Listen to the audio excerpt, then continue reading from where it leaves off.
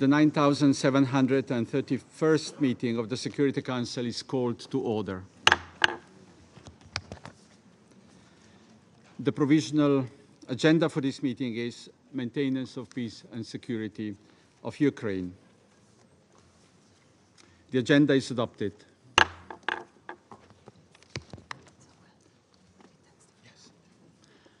I give the floor to the representative of the Russian Federation who asked for the floor. Господин председатель, прежде чем начнется это заседание, я хочу обратить внимание на ряд принципиально важных для понимания происходящего процедурных моментов. Как известно, изначально в программе работы славянского председательства на сентябрь никаких брифингов высокого уровня по Украине не было.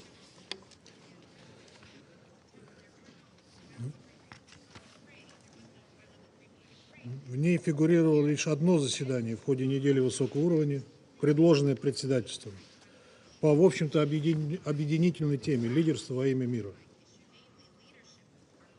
Это мог бы получиться интересный разговор о развитии вопроса о повышении эффективности многостороннего сотрудничества, который мы подняли в ходе своего председательства в Совете Безопасности в июле.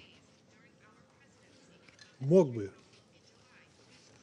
но, очевидно, уже не получится, так как западные страны не могли удержаться от того, чтобы отравить атмосферу, в очередной раз пытаясь заполнить эфир набившим всем оскомину всему остальному миру украинским сюжетом. Единственное, для чего они созвали это заседание, чтобы предоставить господину Зеленскому еще одну концертную площадку в ООН, на этот раз в зале заседаний Совета Безопасности.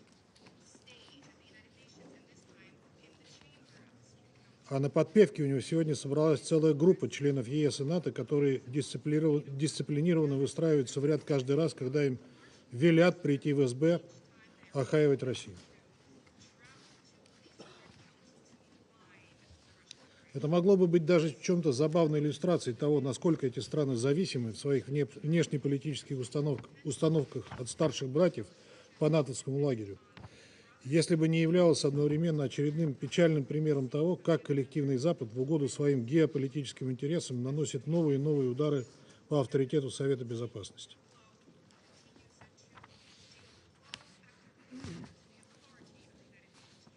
Вот и сегодня славянское председательство намерено допустить на заседание целых 11 делегаций по правилам 37 и 39 временных правил процедуры Совета Безопасности.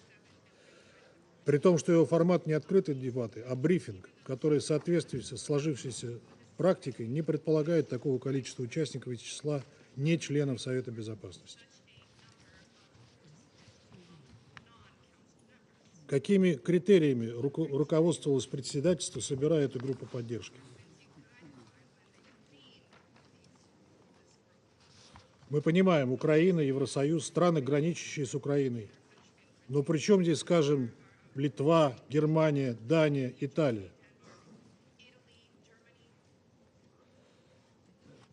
Какое прямое отношение они имеют к происходящему? Для них это просто возможность попасть в ТВ-картинку и поупражняться в антироссийской риторике. Славянскому председательству это прекрасно известно. Оно с самого начала своей вахты в Совете декларировало приверженность повышению эффективности его работы и обещало строго блюсти устоявшуюся в этом органе практику. Однако все эти обещания оказались пустыми, и Словения попросту прогнулась под давлением старших товарищей из Брюсселя и других европейских столиц. Сожалеем, что так произошло.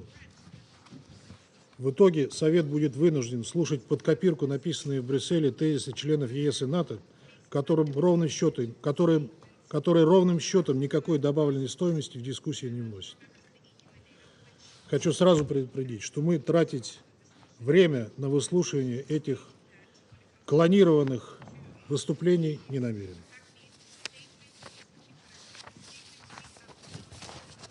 Благодарю вас. I thank the representative of the Russian Federation for his statement, and I take note of the issue he has raised. I agree that as a general principle, proportionality in numbers should be observed when the Security Council invites non-Council member states to participate in Council meetings. And as Council President for this month, we have been moderate as to the number of non-Council members invited to participate, including for today's meeting. Nonetheless, I wish to underline that the criterion set out in Rule 37 of the Provisional Rules of Procedure for participation is based not on numbers, but rather that the interests of a state should be specially affected. Each of the non-members to be invited to today's meeting has been invited to participate in various Security Council meetings on Ukraine prior to this one, and has thus already been considered by the Council to meet the criterion of being specially affected. It is our view, therefore, that it is correct procedure for an invitation to participate be extended to each of them again today. And as for the open debate, Leadership for Peace, it remains on the agenda for tomorrow, and all members of the United Nations are invited to participate. I would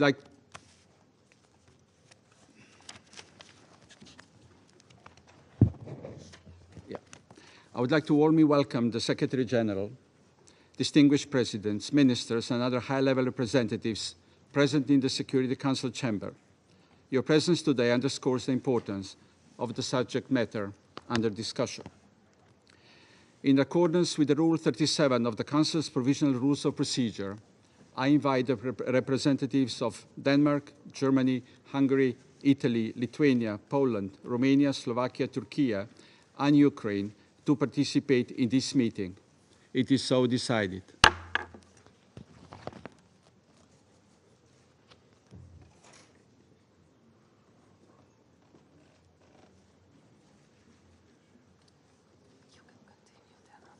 I know. In accordance with Rule 39 of the Council's Provisional Rules of Procedure, I invite His Excellency Mr. Joseph Borrell Fontelles, High Representative of the European Union for Foreign Affairs and Security Policy and Vice President of the European Commission, to participate in this meeting. It is so decided.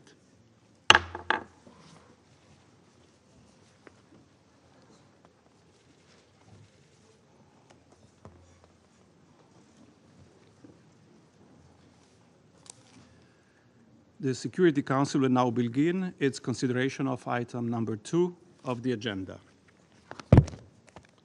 I now give the floor to the Secretary General, His Excellency, Mr. Antonio Guterres. Mr. President, Excellencies, 2 days ago, in the newly agreed Pact for the Future, world leaders reaffirmed their commitment to international law and to the Charter of the United Nations. Our organization is based on the principle of sovereignty of all member states within their internationally recognized borders. The Charter unequivocally stipulates that all states must refrain from the threat or use of force against the territorial integrity or political independence of any other state, and that international disputes must be settled by peaceful means. Russia's full-scale invasion of Ukraine in February 2022, following the illegal annexation of the Autonomous Republic of Crimea and city of Sevastopol a decade ago, is a clear violation of these principles. And civilian populations continue to pay the price. The death toll keeps rising, nearly 10 million people have fled their homes. Systematic attacks against hospitals, schools, supermarkets are only adding pain and misery. Power cuts and infrastructure damage have left millions in the dark. I strongly condemn all attacks on civilians and civilian facilities wherever they occur and whoever is responsible. They all must stop immediately. And I remain deeply concerned about the safety, humanitarian needs, and basic human rights of people residing in occupied areas. Mr. President, despite immense challenges, the United Nations remains fully engaged as the largest international presence in Ukraine. This year alone, and together with our partners, we have provided life-saving aid to more than 6.2 million people. but we need the support of the international community. 15 million people in Ukraine require humanitarian assistance, more than half of them women and girls. But as winter is approaching, less than half of our 2024 humanitarian response plan is funded. I urge donors to help us pursue our vital work on the ground. We are also assisting the government of Ukraine in its recovery and reconstruction efforts. This includes access to basic services and the restoration of Ukraine's energy production capacities. In recent weeks, we have seen a resurgence of inflammatory rhetoric and incidents around nuclear sites, particularly at the Zaporizhzhia nuclear power plant and, alarmingly, at the Kursk nuclear power plant in the Russian Federation. I commend the International Atomic Energy Agency, including its critical presence in Ukraine's nuclear sites, to help ensure nuclear safety and security.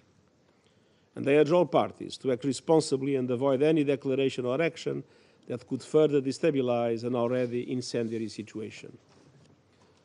Monsieur le Président, 2 ans et demi après l'invasion à grande échelle de l'Ukraine, plus de 11 000 civils ont été tués. Plus cette guerre tragique se prolonge, plus le risque d'escalade et de débordement est grand. Cela n'affecterait pas seulement la région, mais aggraverait les tensions et les divisions mondiales à un moment où notre monde a désespérément besoin de plus de coopération et d'action collective. Nous devons mettre fin aux souffrances et briser le cycle de la violence dans l'intérêt du peuple ukrainien, du peuple russe et du monde entier. L'initiative de la mer Noire et les échanges de prisonniers de guerre nous le rappellent. Lorsqu'il y a une volonté politique, la diplomatie peut réussir, même dans les heures les plus sombres. Bien que la paix puisse aujourd'hui paraître hors de portée, les nombreux appels au dialogue représentent une lueur d'espoir. Intensifions donc nos efforts pour aboutir à la paix en Ukraine. Une paix juste, totale et durable. Une paix conforme à la Charte des Nations Unies, au droit international et aux résolutions de l'Assemblée générale. L'Organisation des Nations Unies soutiendra tout effort en ce sens et je vous remercie. I thank the Secretary General for his briefing. And now I give the floor to His Excellency Mr. Volodymyr Zelensky, President of Ukraine. Thank you so much. Thank you so much, Your Excellencies. One day in this hall, it will surely be said that Russia's war against Ukraine has ended, not frozen, not paused, not forgotten, truly ended. And this will happen not because someone got tired of the war, not because someone traded something with Putin. Russia's war against Ukraine will end because the UN Charter will work. It must work. Our Ukrainian right to self-defense must prevail. Our cooperation with nations of the world who value life as we do, our territorial integrity, our sovereignty, the independence of our country. And we are defending what every nation would surely want to protect for itself and what the UN Charter grants to all. And it is Russia that always has to lie to justify its war, not us. Russia cannot refer to the UN Charter to explain what it is doing against us, against Ukraine, Ukrainian people. In fact, in Russia's perverted way, in its crooked world, it does refer to the Charter, but that's simply insane. Russia stayed silent because it couldn't explain why. A Russian missile recently struck a grain ship bound for an Egyptian port through the Black Sea. Russia either stays silent or lies about why its drones and missiles are found in the airspace of Poland, Moldova, Romania. Every day, Ukrainians are wounded and killed. Every day. Today, once again, Russian bombs hit residential buildings. Even an ordinary bread factory became a target. What's so threatening to Russia about making bread? Putin has no answer, and Russia never has an honest answer when asked why its army kills children in Ukraine, defeats schools and hospitals, and fights not for justice, but for a blackout for a neighboring nation. Putin has nothing to say if you ask him why he tries to drag Belarus into the war, why his propagandists threaten nations in the Caucasus or Central Asia, or why Russia invests the most not in human development, but in hatred. Russia has no legitimate reason, none at all, for making Iran and North Korea de facto accomplices in its criminal war in Europe, with their weapons, killing us, killing Ukrainians, and helping Putin steal our land from our people. We know some in the world want to talk to Putin. We know it, to meet, to talk, to speak. But what could they possibly hear from him? That he's upset because we are exercising our right to defend our people, or that he wants to keep the war and terror going just so no one thinks he was wrong. It's insane too. From the very first second of this war, Russia has been doing things that cannot possibly be justified under the UN Charter. Every destroyed Ukrainian city, every burned village, and there are already hundreds and hundreds serves as proof that Russia is committing an international crime. And that's why this war can't simply fade away. That's why this war can't be calmed by talks. Action is needed. And I'm grateful to all the nations that are truly helping in ways that save the lives of our people. Putin has broken so many international norms and rules that he won't stop on his own. Russia can only be forced into peace. And that is exactly what's needed, forcing Russia into peace as the sole aggressor in this war, the sole violator of the UN Charter. Now, as we near the third winter of this war, Russia is once again trying to destroy our energy system, and this fall they are being even more cynical. They are preparing to target our nuclear power plants, 3 of them. We have this information, and we have proof of this. If Russia is ready to go that far, it means nothing you value matters to Moscow. This kind of Russian cynicism will keep striking if it's given any room in the world. The UN Charter leaves no room for that, and that's why the peace formula leaves no room either. In 2022, in the midst of the war, when I proposed the peace formula, I was proposing to uphold the UN Charter, to make effective everything that this institution was created for. Every point of the peace formula is rooted in the principles and purposes and norms of the UN Charter, in the rights it grants nations, and in the resolutions of the General Assembly that have already been supported by the majority of the nations. And we do not have different versions of the UN Charter for different parts of the world. We do not have regional quasi-charters. There is no separate UN Charter for BRICS or for the G7.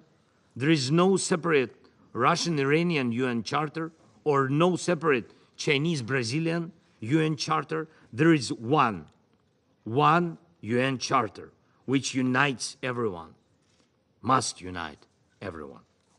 The path to a just peace is the same. Clear steps that everyone understands equally, and this is reflected in the peace formula. It is the fulfillment of the UN Charter. And we all know what needs to be done if we honestly look at the situation and truly want to stop Russia's war, and most importantly, act together, of course in unity. without creating new and unnecessary divisions of the world into blocs or regional groups. Unity always works for peace. And we have to prepare the second peace summit to end the war altogether. And I invite all of you, all principled nations, to join us in this process, all who truly respect the UN Charter. We invite China, we invite Brazil, I have already invited India. We are working with African nations, with all of Latin America, Middle East, Central Asia, Europe, the Pacific region, North America, all. All are equally important for peace, all, without exceptions, just as the UN Charter must work without exceptions. This is the process that will lead us to peace, to a just peace, a real peace, a peace that will last. All of us already know how to achieve it. We have the peace formula, we have the UN Charter, and we have all the strengths needed to make it happen. What's needed is determination. Thank you so much. Slava Ukraini. I thank His Excellency, Mr. Zelensky, for his statement, and I shall now make a statement in my capacity as the Prime Minister of Slovenia. I wish to thank the Secretary General for his insightful thoughts. I welcome the participation of President Zelensky at this meeting, and I also appreciate the participation of other countries at this discussion. Excellencies, the European countries are united in condemnation of this aggression, which violates every possible principle and law, including UN Charter. My colleagues will elaborate more on this. I'm genuinely frustrated that I sit here in front of you at this Council, together with the most powerful countries of the world, with the sole responsibility to ensure peace and security across the globe, and yet we are unable to do anything about the most extensive conventional war the world has seen in decades, that we are powerless in bringing peace to the citizens in Ukraine. It is a good opportunity to accept some sobering truths and acknowledge that this Council has failed the people of Ukraine. But please, allow me to shed a slightly different light on the Ukrainian case. Even in this dire situation, while Ukrainian civilian casualties are on the rise, while critical civilian infrastructure is collapsing, and while battlefields keep expanding, Ukraine has not failed the international community. Far from it. Even in the darkest moments of this ongoing aggression, Ukraine remained an active member of the United Nations who stood in solidarity with other countries. I can personally attest to this. 1 year ago, Slovenia experienced unprecedented floods of catastrophic dimensions. Rivers were overflowing, family houses were buried underneath heaps of earth, and people were drowning. It was a catastrophe of proportions never seen before in my country. And during all of this, Ukraine displayed a gesture Slovenians will never forget. During the war, while missiles and drones were hitting Kiev and other Ukrainian cities, Ukraine sent a whole convoy of aid and over 50 members of its national emergency team to help deal with the aftermath of the floods in our country. Usually we would all say that we stand with Ukraine, but when it really mattered to us Slovenians, it was Ukraine who stood with Slovenia. While Ukrainian ports and ships are under constant barrage, and while the Ukrainian civilian population is suffering, Ukraine has done its utmost to practice solidarity with the rest of the world. With its Grain from Ukraine initiative, it has ensured the flow of tens of thousands of tons of grain to those who need it most. Even in the midst of existential war, Ukraine stands with the international community and member states when they need it. For Slovenia, the case is clear. With this war, a lot is at stake. If Russia wins this war, then trampling of international humanitarian law and gross violations of the Charter will win as well. If Putin prevails, not only Europe, but whole of the world will become less safe and less stable. The United Nations were created to prevent bigger countries from imposing their will on their neighbors. We should not allow its members to violate rules and the UN Charter with impunity just because they believe they can. If unchallenged, each of us will pay the price. This is not a world Slovenia wants to be part of. We will do everything in our power to prevent this from becoming a new normal and preserve the integrity of the Charter and international law, not just in Ukraine, but also in Palestine and the rest of the Middle East. Dear colleagues, the process of restoring European security and healing the rifts in the international relationship can begin only when peace in Ukraine is achieved. Until then, we will keep pressing for peace. Only a just peace will give generations of Ukrainians a brighter future, and only a lasting peace will allow them to grow and flourish. Such peace cannot come at the expense of fundamental principles enshrined in the UN Charter, including the respect for territorial integrity. This vision is worth believing in and acting towards it. Slovenia will continue to stand by Ukraine until they achieve this vision of just peace. And I know Ukraine will stand with us if and when we need it.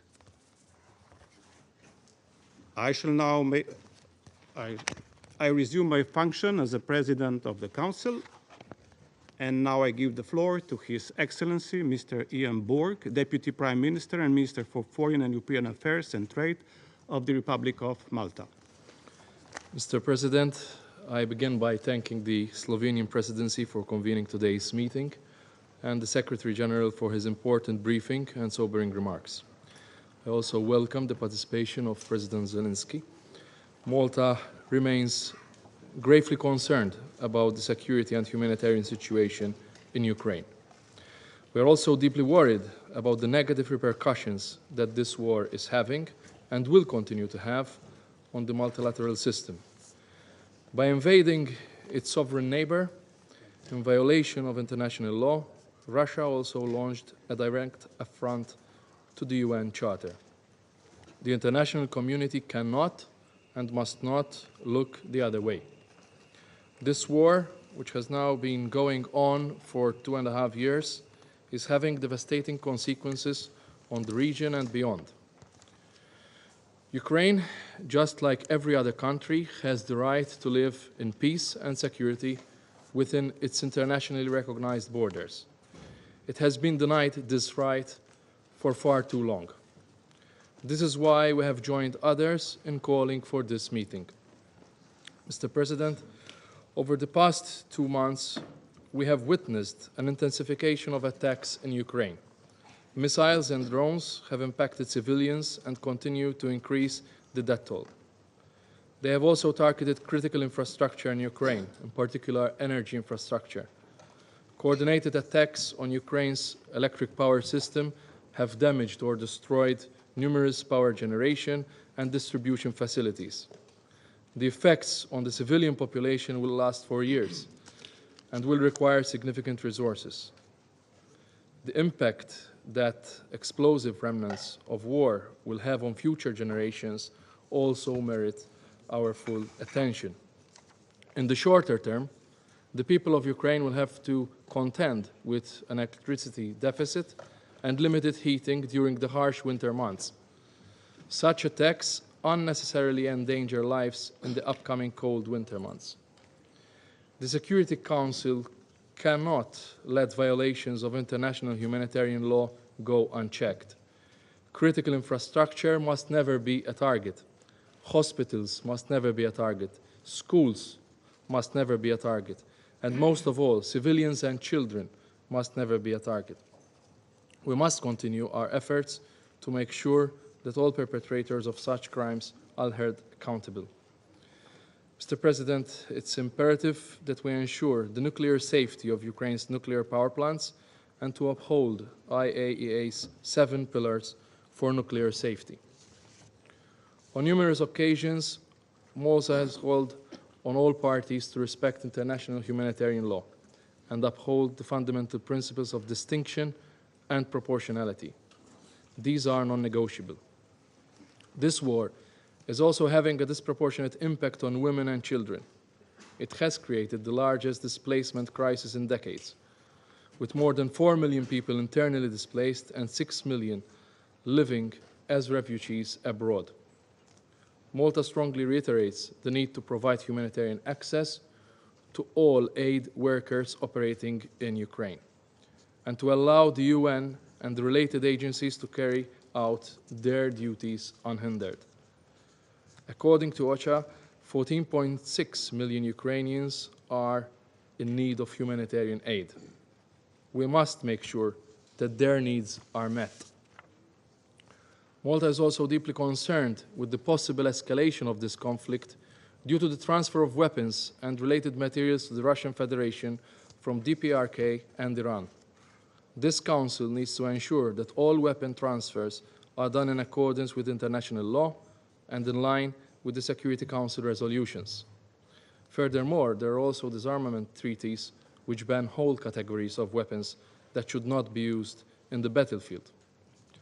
Mr. President, at the end of October last year, in Malta, we hosted talks on Ukraine's 10-point plan for peace, with the participation of more than 65 countries and international organizations.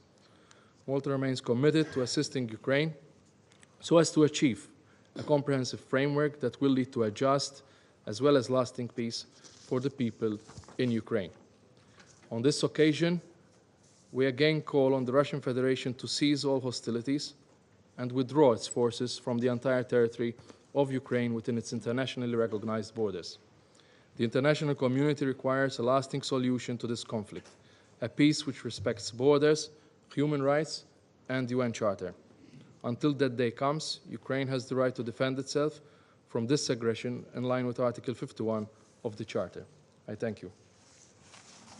Thank His Excellency Mr. Borg for his statement. And now I give the floor to His Excellency Mr. Wang Yi, member of the Political Bureau of the CPC Central Committee and Minister for Foreign Affairs of the People's Republic of China. 主席先生、秘书长先生、各位同事，我感谢格罗布总理主持今天的会议，感谢古特雷斯秘书长所做的通报，也注意到泽连斯基总统表达的立场。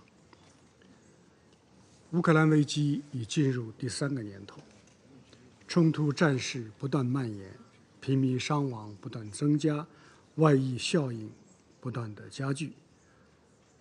但和平曙光仍然遥远，危机每延宕一天，都会给人民带来更多的苦难，给地区造成更多的破坏，给世界带来更多的动荡不安。这一局面不可持续，必须尽力加以扭转。各方都应以和平为重，以人民为重，真正致力于劝和促谈。为此，中方的主张是：第一，要增强降温局势的危机感。当务之急是遵守战场不外溢、战事不升级、各方不拱火3原则。尤其不应使用大规模杀伤性武器，不应攻击核电站等和平核设施，不应袭击平民和民用设施。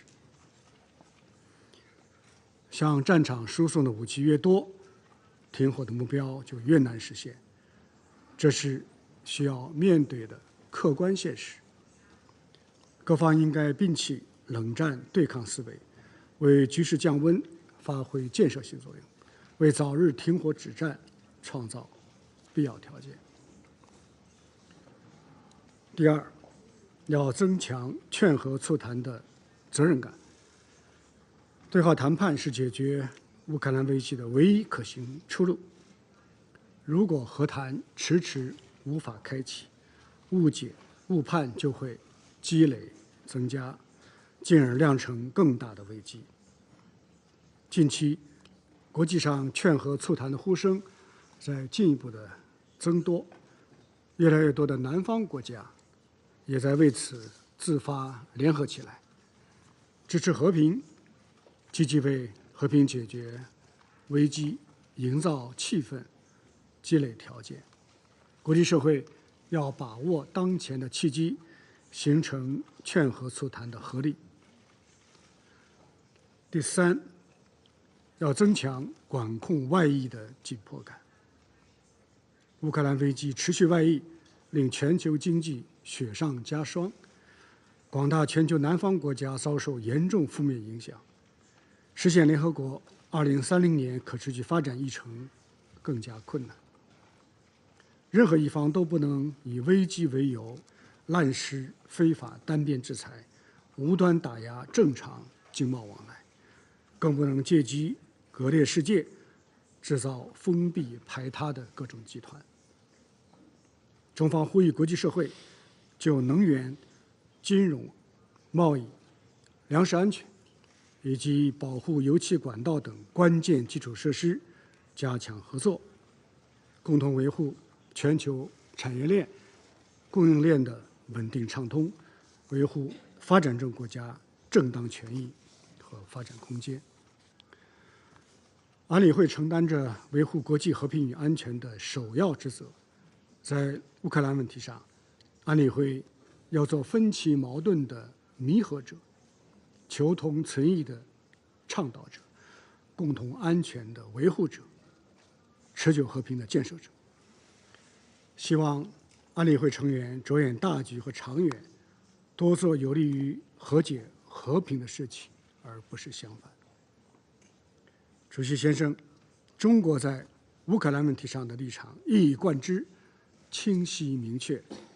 中国国家主席习近平郑重指出，各国的主权和领土完整应该得到尊重，联合国宪章宗旨和原则应该得到遵守，各国的合理安全关切应该得到重视，一切有利于和平解决危机的努力应该得到支持。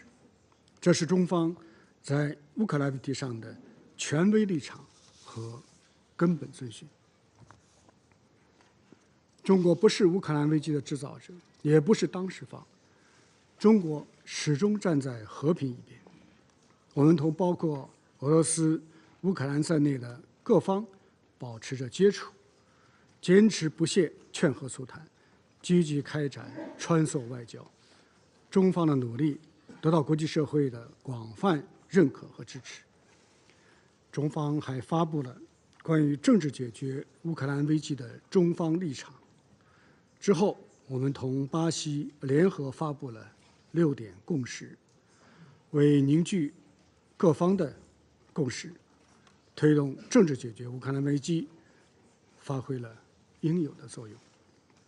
我还要明确指出的是，任何在乌克兰问题上向中国推卸责任、攻击抹黑的做法，都是不负责任的，也是不会得逞的。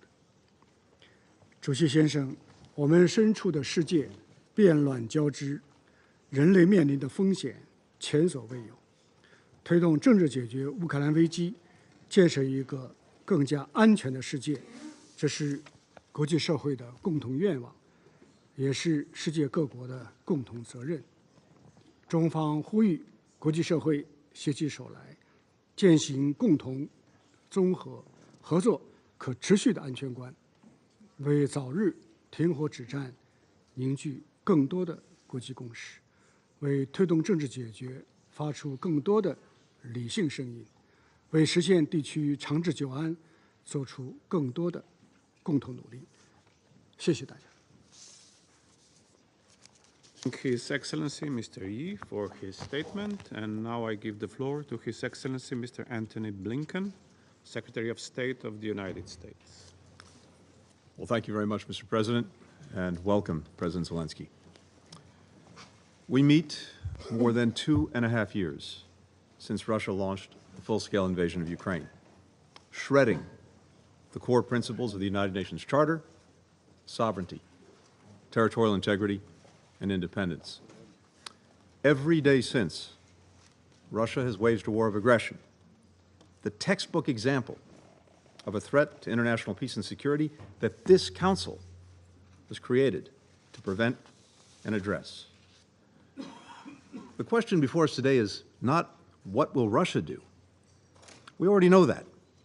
Putin will continue to wage his unjust war. The question before us is how we, members of this Council, can end Putin's war and reinforce the international rules and rights that make all of our nations safer and more secure. There are two immediate and interrelated steps that we must take. First, we must address Russia's growing cooperation with North Korea and Iran. Iran has been providing armed drones to the Kremlin since 2022. It built a drone factory in Russia. Just a few weeks ago, it transferred hundreds of short-range ballistic missiles to Russia.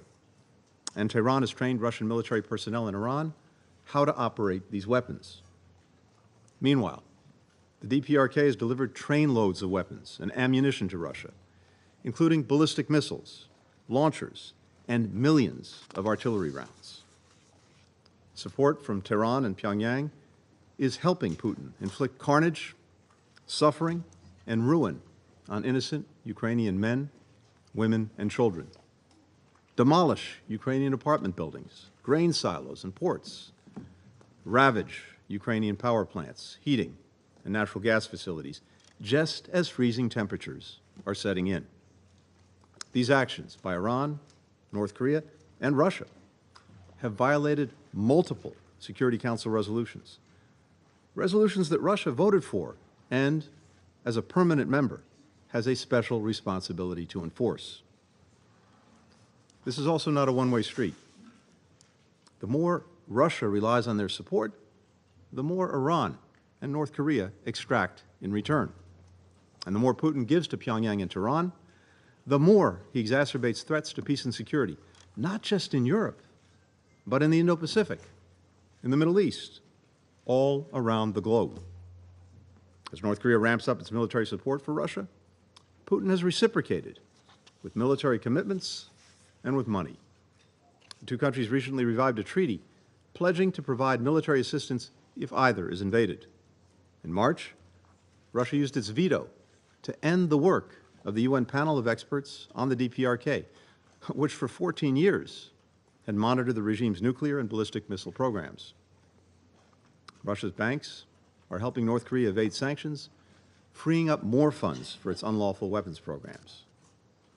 All this for a regime that has carried out more than 150 ballistic missile tests since 2022, and whose leader routinely threatens to obliterate South Korea and Japan and other countries. Meanwhile, as Tehran provides Putin with drones, ballistic missiles, and training, Russia is sharing technology with Iran on nuclear issues, as well as space information. The two countries have accelerated negotiations on a comprehensive strategic partnership. Last year, Russia announced plans to send Iran advanced fighter aircraft and attack helicopters. This, as Iran continues to arm, to train, and to fund proxies in the Middle East to carry out terrorist attacks across the region and beyond, including Hamas, whose appalling October 7th attacks killed civilians from over a dozen UN member states, and including the Houthis, whose attacks on international shipping have driven up the cost of food, of medicine, other supplies for people around the world, and have added to the suffering of the Yemeni people. North Korea and Iran are not the only ones aiding and abetting Russia. China, another permanent member of this Council, is the top provider of machine tools, microelectronics, and other items that Russia is using to rebuild, to restock, to ramp up its war machine and sustain its brutal aggression. Now, some may ask how the United States or any other country helping Ukraine defend itself can criticize countries for providing military support to Russia. There is a profound difference. Russia is the aggressor, Ukraine the victim. Russia fights for conquest, Ukraine fights for survival. If countries stop supporting Russia, Putin's invasion would soon come to an end. If countries stop supporting Ukraine, Ukraine could soon come to an end. This brings me to the second step that members of this Council can take. One of the Council's primary responsibilities is seeking to peacefully resolve conflicts. As President Zelensky has said, no one wants peace more than Ukraine. The United States also wants to end this conflict. And before Putin launched his full invasion, we used every tool we could to try to prevent it, including right here at the Security Council. But the way the Council seeks to end this conflict matters. The UN Charter is crystal clear on this point. When fulfilling its responsibilities, the Security Council, and I quote, shall act in accordance with the purpose and principles of the United Nations, end quote. In other words, we must seek a peace that upholds rather than undermines the UN's core tenets. That's why all of us here have a responsibility to support Ukraine's call for a just and lasting peace to end Russia's war of aggression. A just and lasting peace must affirm the principles of sovereignty, territorial integrity, and independence. A just and lasting peace must preserve Ukraine's right to choose its own path, its own allies, its own future. A just and lasting peace requires Ukraine's full participation and assent. A just and lasting peace must support Ukraine's reconstruction and recovery, with Russia paying to fix the damage it's caused. A just and lasting peace must address both accountability and reconciliation. The United States is ready and willing to work with any party dedicated to supporting peace based on these principles. Ukraine has said multiple times that diplomacy is the only way to end this war, and that it's prepared to engage in negotiations. Putin, on the other hand, has no interest in such a peace, recently declaring that Russia would return to the negotiating table only when Ukraine withdraws its troops from Donetsk, Luhansk, Kherson, Zaporizhia. In other words, when Ukraine withdraws from its own territory. Putin continues to claim falsely that Ukraine is not a real state. He continues to deny that the Ukrainian people have their own identity. In Putin's eyes, the Ukrainian people, like Ukraine itself, do not exist. Other countries have put forward their own proposals, some of which make no mention of the UN Charter or its principles, fail to distinguish between the aggressor and the aggressed, and call on all sides to de-escalate. A proposal along these lines would reward Putin's aggression, allow him to rest, rearm, re-invade Ukraine, as he has done time and again. It would also embolden would-be aggressors everywhere around the world. As history teaches us, peace without principle is prologue to more conflict, to more suffering, to more instability. So, to all nations who want this conflict to end, and do it in a way that will endure, the quickest way forward is simple. Stop those who are enabling and fueling Putin's aggression, and demand a just peace that upholds the principles of the United Nations Charter. I thank you, Mr. President. I thank His Excellency Mr. Blinken for his statement, and I give the floor to His Excellency Mr. Jean-Noël Barrot, Minister for Europe and Foreign Affairs of France. Monsieur le Président, Monsieur le Secrétaire général, Mesdames et Messieurs, cela fait 2 ans et demi que l'Ukraine, avec un courage qui force notre admiration et nous oblige, exerce son droit à la légitime défense. Un droit que lui reconnaît sans ambiguïté notre charte, celui de défendre sa liberté, son territoire, son indépendance, son existence. Je salue à mon tour la présence du président Zelensky parmi nous aujourd'hui, qui incarne ce combat mené par les Ukrainiennes et les Ukrainiens. Ce combat, c'est aussi le nôtre. Comment ne pas s'indigner face à la guerre d'agression brutale, illégale, injustifiable que mène la Russie contre l'Ukraine, devant cette violation massive et continue des principes les plus fondamentaux de la Charte des Nations Unies, devant cette obstination et cette surdité de la Russie alors que nous avons été plus de 140 États à la réprouver et condamner dans des votes sans appel à l'Assemblée générale des Nations Unies. Comment ne pas s'indigner face au pilonnage systématique et délibéré d'objectifs civils, devant cette destruction froide et méthodique des infrastructures énergétiques qui plongent les Ukrainiens dans le noir et dans le froid? Comment ne pas s'indigner en constatant ces exactions et ses violations répétées des droits de l'homme et du droit international humanitaire. Comment ne pas condamner le viol utilisé comme arme de guerre? Rien n'est épargné aux Ukrainiennes et aux Ukrainiens. Il faut que cela cesse, il faut que les souffrances cessent.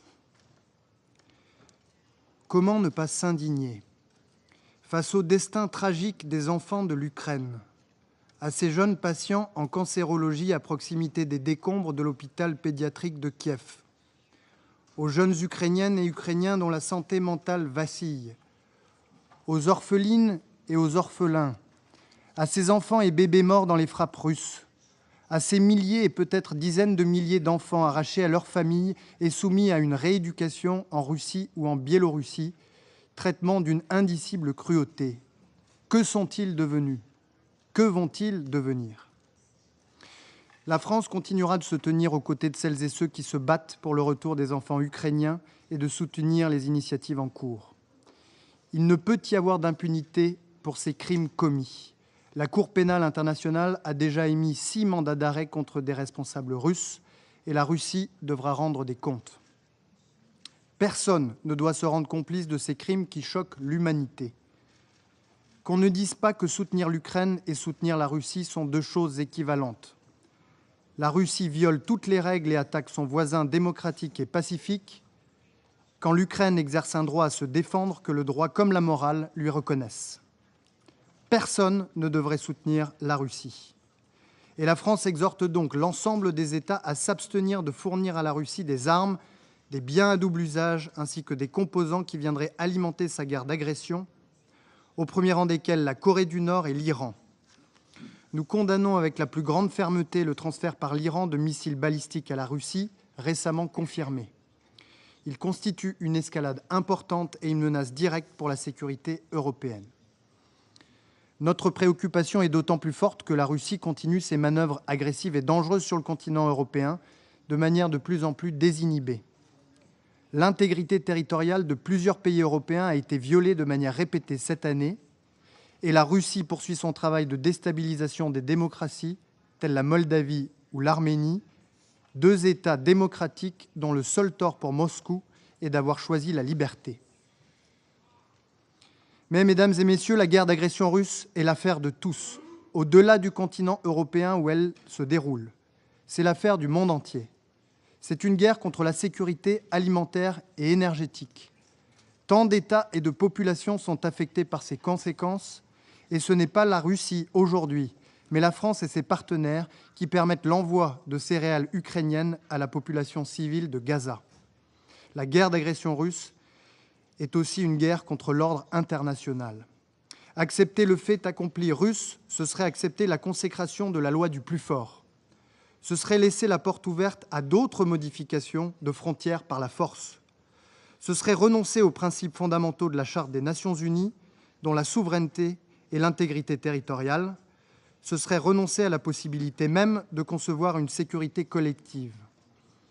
Il n'y a pas de sécurité collective sans les Nations Unies. Il n'y a pas de Nations Unies sans le respect de la Charte qui lui sert de fondement.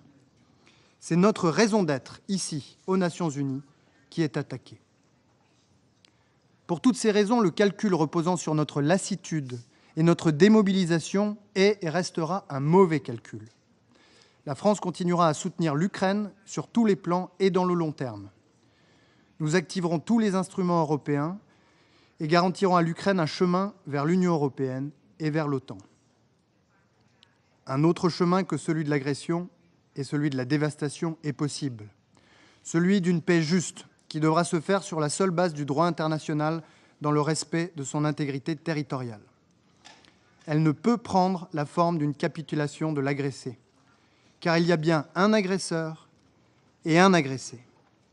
La France continuera en ce sens d'apporter son soutien au plan de paix du président Zelensky. L'Ukraine doit être libre de choisir ses alliances et son chemin.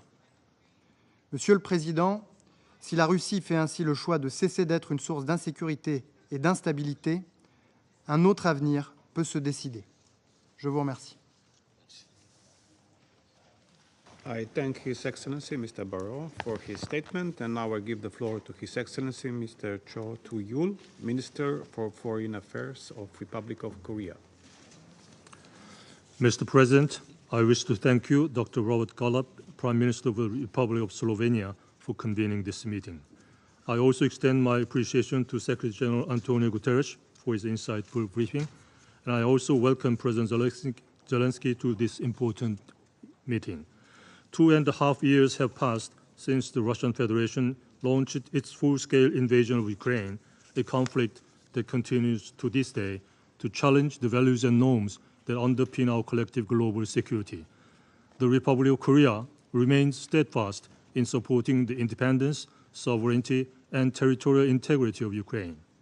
Despite repeated calls from the Security Council members for an immediate end to the war, Russia continues its brutal attacks, claiming tens of thousands of civilian lives and destroying the livelihood of millions of innocent citizens. Even more worrying is the recent escalation along the battlefronts, which has led to a significant increase in civilian casualties and the destruction of critical infrastructure. Our hearts are heavy as we witnessed the humanitarian tragedy unfolding in Ukraine. As a nation all too familiar with the anguish of conflict, the Republic of Korea profoundly emphasizes with the struggles endured by the Ukrainian people. This shared understanding strengthens our resolve to end this war and restore peace in Ukraine. The Ukraine Peace and Solidarity Initiative, launched by President Yoon Suk-yeol on the occasion of his visit to Kiev in July 2023, is a powerful testament to our solidarity with Ukraine. Under this initiative, the Republic of Korea committed $200 million in humanitarian assistance to Ukraine this year. Starting from next year, we will provide $2 billion to be spread out for 5 years to support Ukrainians' reconstruction. We are also collaborating with international partners through the Ukraine Donor Platform in support of reconstruction efforts in Ukraine. Mr. President, we express grave concern over the military cooperation between the Russian Federation and North Korea. The number and targeted areas of Russia's attacks using North Korean ballistic missiles are increasing in both frequency and intensity, which results in endangering civilians and promoting this brutal war. This constitutes an unequivocal violation of multiple UN Security Council resolutions. The deepening military cooperation between North Korea and Russia, which was highlighted by the signing of the so-called Comprehensive Strategic Partnership Treaty, not only threatens the peace and security on the Korean Peninsula, but also of Europe. It is deplorable that Russia, a permanent Security Council member and one of the founding states for the non-proliferation regime, violates Security Council resolutions and engage in illegal arms trade with North Korea. Any cooperation that directly or indirectly aids North Korea's military capability is a blatant violation of the relevant United Nations Security Council resolutions and undermines non-proliferation regime. We strongly urge North Korea to comply with the relevant Security Council resolutions and to respond to our proposals to engage in dialogue. Mr. President, the ongoing conflict in Ukraine has aggravated geopolitical tensions worldwide, presenting us with challenges of unprecedented scale. In order to fulfill its fundamental duty of maintaining international peace and security, the Security Council must devise effective strategies to navigate the complexities and overcome its inherent constraints. As a non-permanent member of the Security Council, the Republic of Korea reaffirms its unwavering support for and active participation in the Council's work to this end with a renewed sense of urgency. Thank you very much. I thank His Excellency, Mr. Cho, for his statement, and I will now give the floor to His Excellency, Mr. Ignacio Cassis, Federal Councillor and Head of the Federal Department of Foreign Affairs of Switzerland. Merci, Monsieur le Président, Monsieur le Secrétaire Général, chers collègues, Mesdames et Messieurs. Il est crucial que ce Conseil continue de réfléchir aux moyens de rétablir la paix et de mettre fin à la guerre russe contre l'Ukraine, et ceci en présence de l'Ukraine. Je salue également la présence du président Zelensky. Je crois fermement à l'importance du respect de la Charte des Nations Unies, du droit international humanitaire, ainsi qu'en l'application des conventions de Genève dont nous célébrons les 75 ans cette année. Et pourtant, malgré tous les outils établis après la Deuxième Guerre mondiale, nous n'avons pas réussi à faire taire les armes. Nous n'avons pas pu empêcher qu'un nombre incalculable de civils en subissent les conséquences. Mesdames et messieurs, jusqu'à présent, ce Conseil n'a pas assumé sa responsabilité. Après 1000 jours de guerre, nous n'avons toujours pas trouvé de solution diplomatique. Pourquoi sommes-nous incapables de nous accorder sur la voie à suivre pour rétablir la paix? Avons-nous perdu la grammaire commune de la paix? Si j'occupe ma fonction de ministre, c'est parce que je crois en la force de la politique au service du bien commun.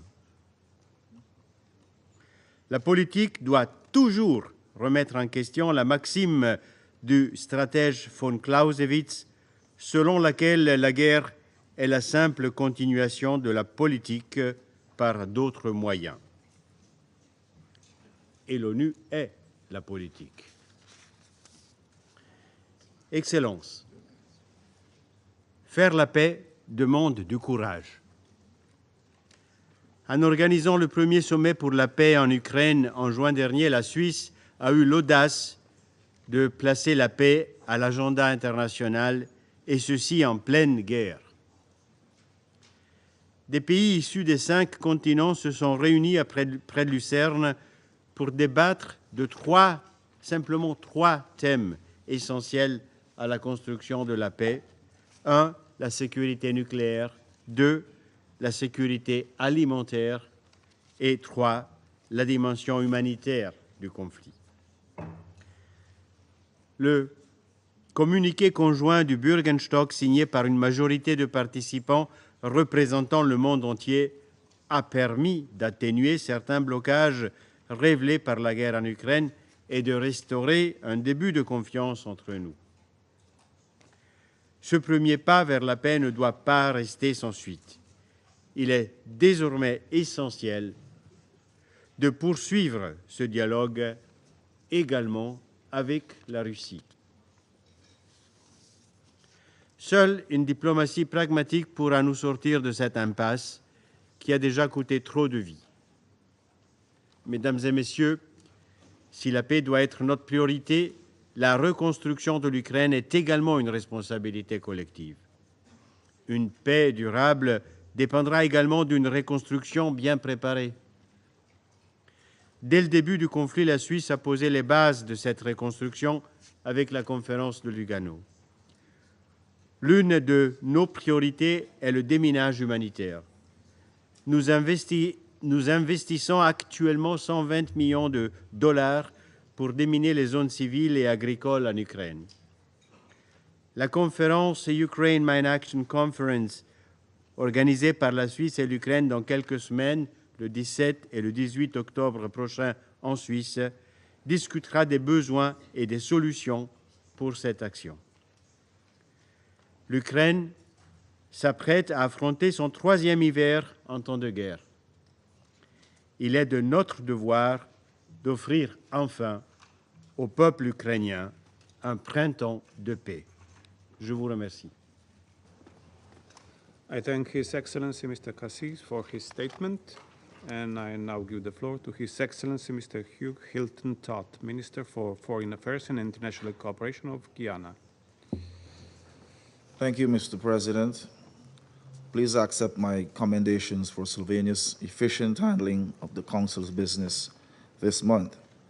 I also thank Secretary General Antonio Guterres for his sobering briefing on the ongoing war in Ukraine. And I also welcome President Zelensky to this meeting.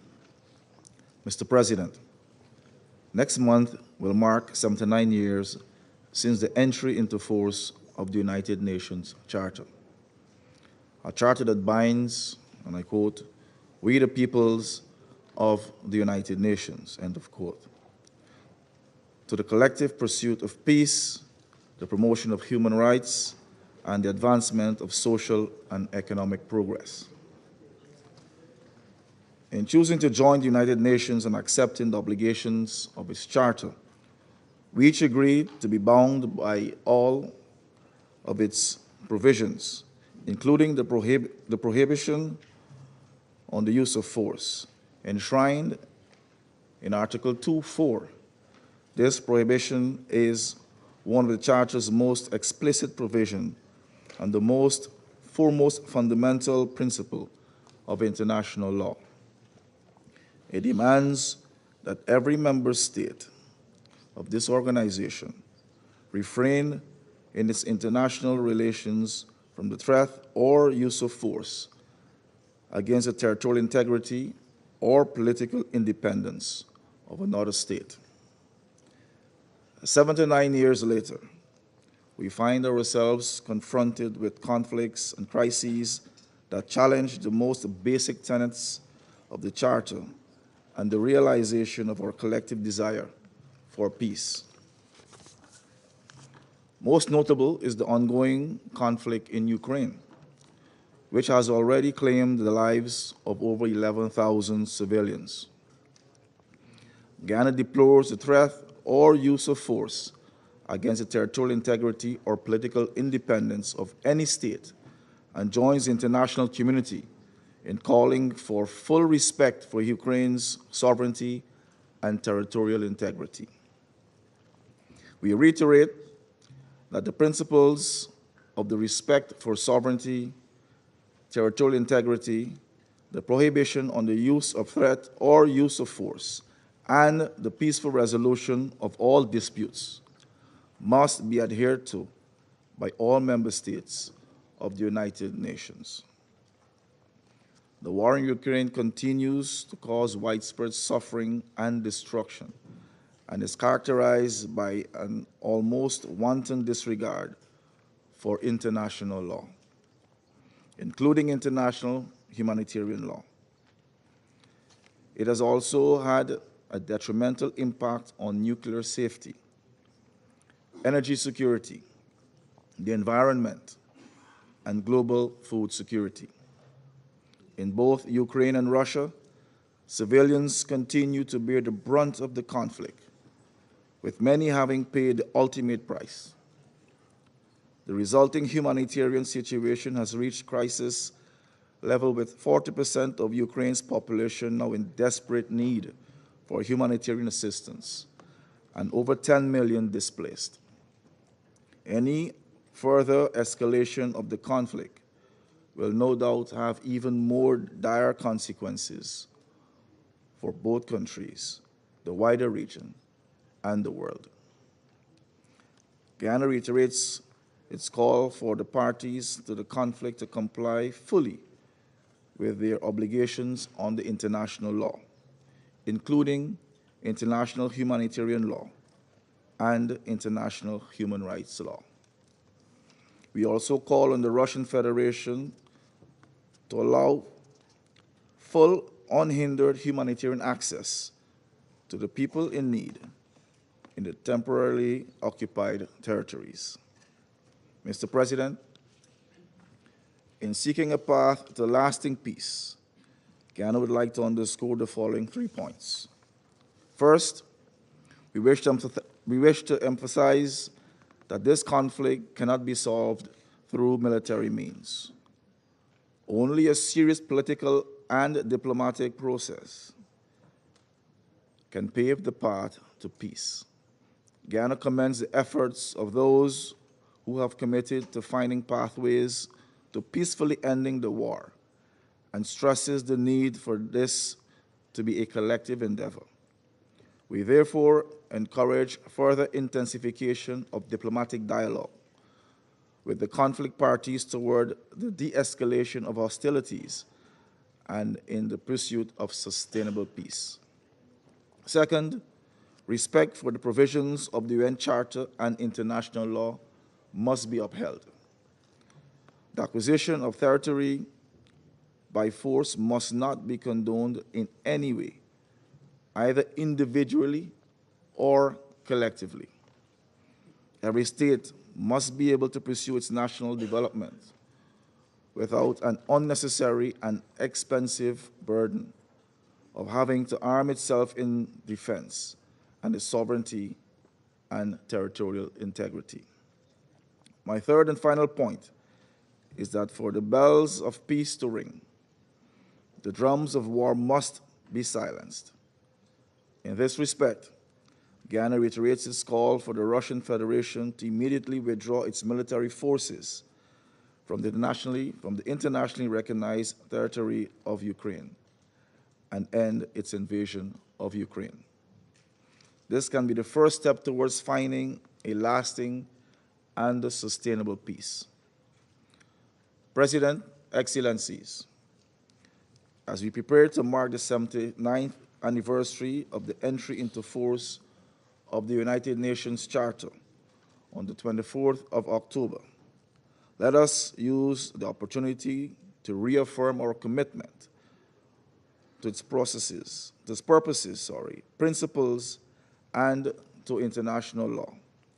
Let us also reaffirm the primacy of international cooperation and diplomacy in preventing conflicts and settling disputes. We, the peoples, deserve no less. I thank you. I thank His Excellency, Mr. Todd, for his statement. And now I give the floor to His Excellency, Mr. Ahmed Attaf, Minister of Foreign Affairs and National Community abroad of Algeria. أشكركم السيد الرئيس وأهنئكم على تولي بلدكم الصديق رئاسة مجلس الأمن وعلى إدارتكم الحكيمة والمحكمة لأشغالنا.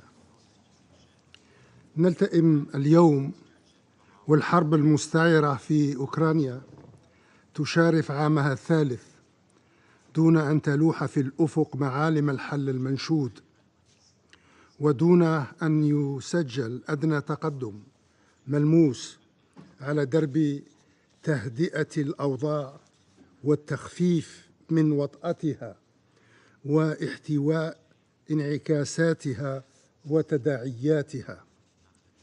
وما يزيد من حدة أسفنا أن شح المبادرات الدولية الجامعة وعقم التحركات الدبلوماسية الهادفة لتغليب لغة الحوار وإحلال السلام صارت اليوم صفة لصيقة بكل ما يطال هذا النزاع من تعقيدات وتفاقمات، في حين أن منطق الأمور يؤكد يوما بعد يوم أن تداعيات ومخلفات هذا النزاع لها من الخطورة والجسامة ما يحتم عدم الاستكانة لمنطق الأمر الواقع وعدم الخضوع والاستسلام للعراقيل أيا كانت طبيعتها أو للعوائق أيا كانت مشقتها.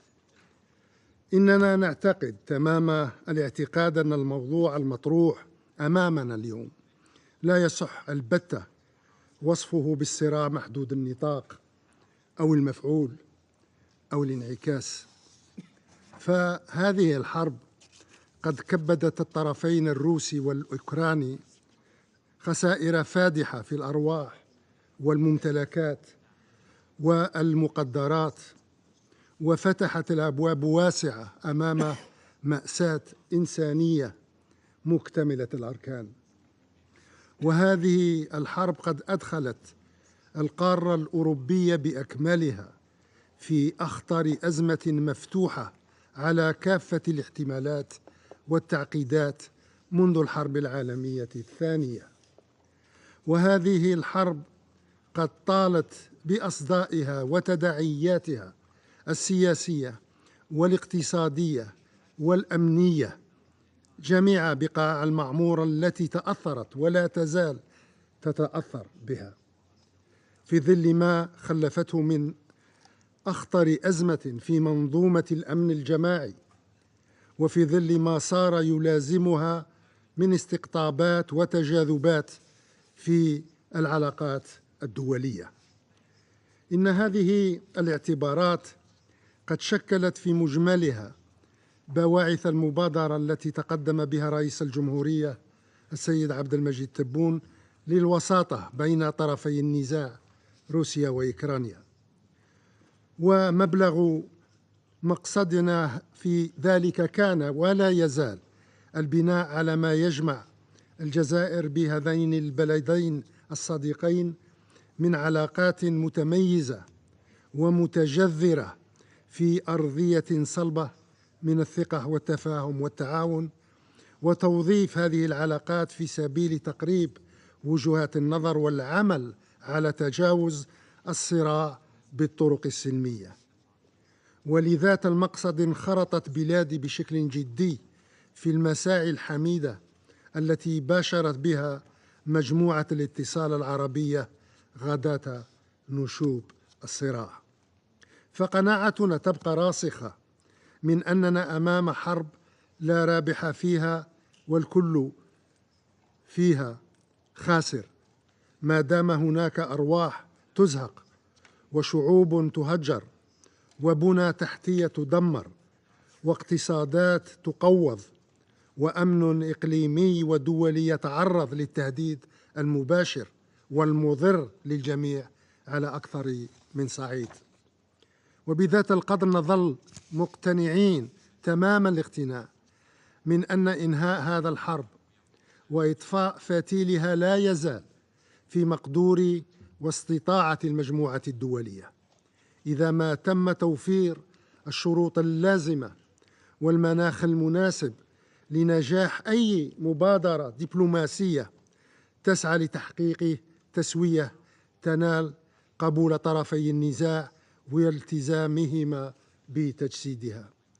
ومن هذا المنظور فإن الجزائر تدعو إلى تكثيف الجهود ومضاعفتها من أجل إطلاق مسار تفاوضي شامل وبناء، مسار يهدف لتحقيق حل سياسي وسلمي للصراع، لأن الحل لا يمكن أن يكون إلا سياسيا وسلميا، ومسار ينأى بطرفي النزاع عن منطق الغالب والمغلوب، لأنه لا غالب ولا مغلوب في حرب بين بلدين جارين لهما تاريخ مشترك طويل من تشابك المصالح والروابط، ومسار يرتكز على المبادئ المكرسة في ميثاق الأمم المتحدة وعلى شرعية القانون الدولي، لأن هذه المبادئ وهذه الشرعية هي الحكم الفصل بين الدول الأعضاء في منظمتنا الأممية.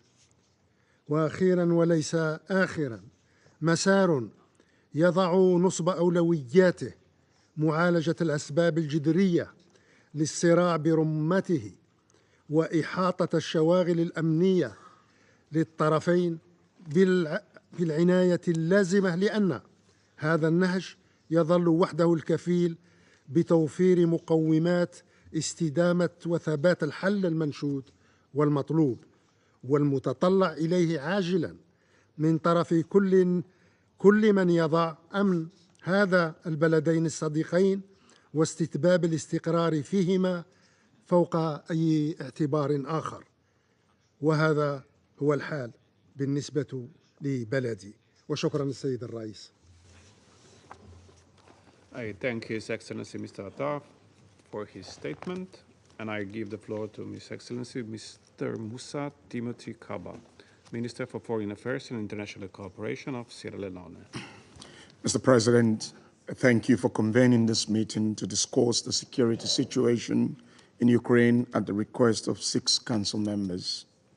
I thank the Secretary General, Mr. Antonio Guterres, for his comprehensive and sobering briefing. And I also join to welcome the participation of President Zelensky to today's meeting.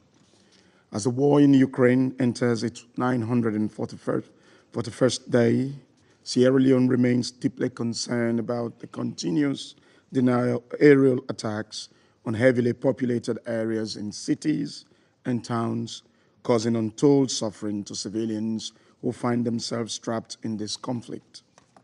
Sierra Leone takes note of the Ukraine letter of 19th September 2024, reporting on a guided aerial attack on a geriatric home in Sumi on the 19th of September, which was home to 221 elderly people, of whom more than 80 are bedridden, as well as 60 staff members.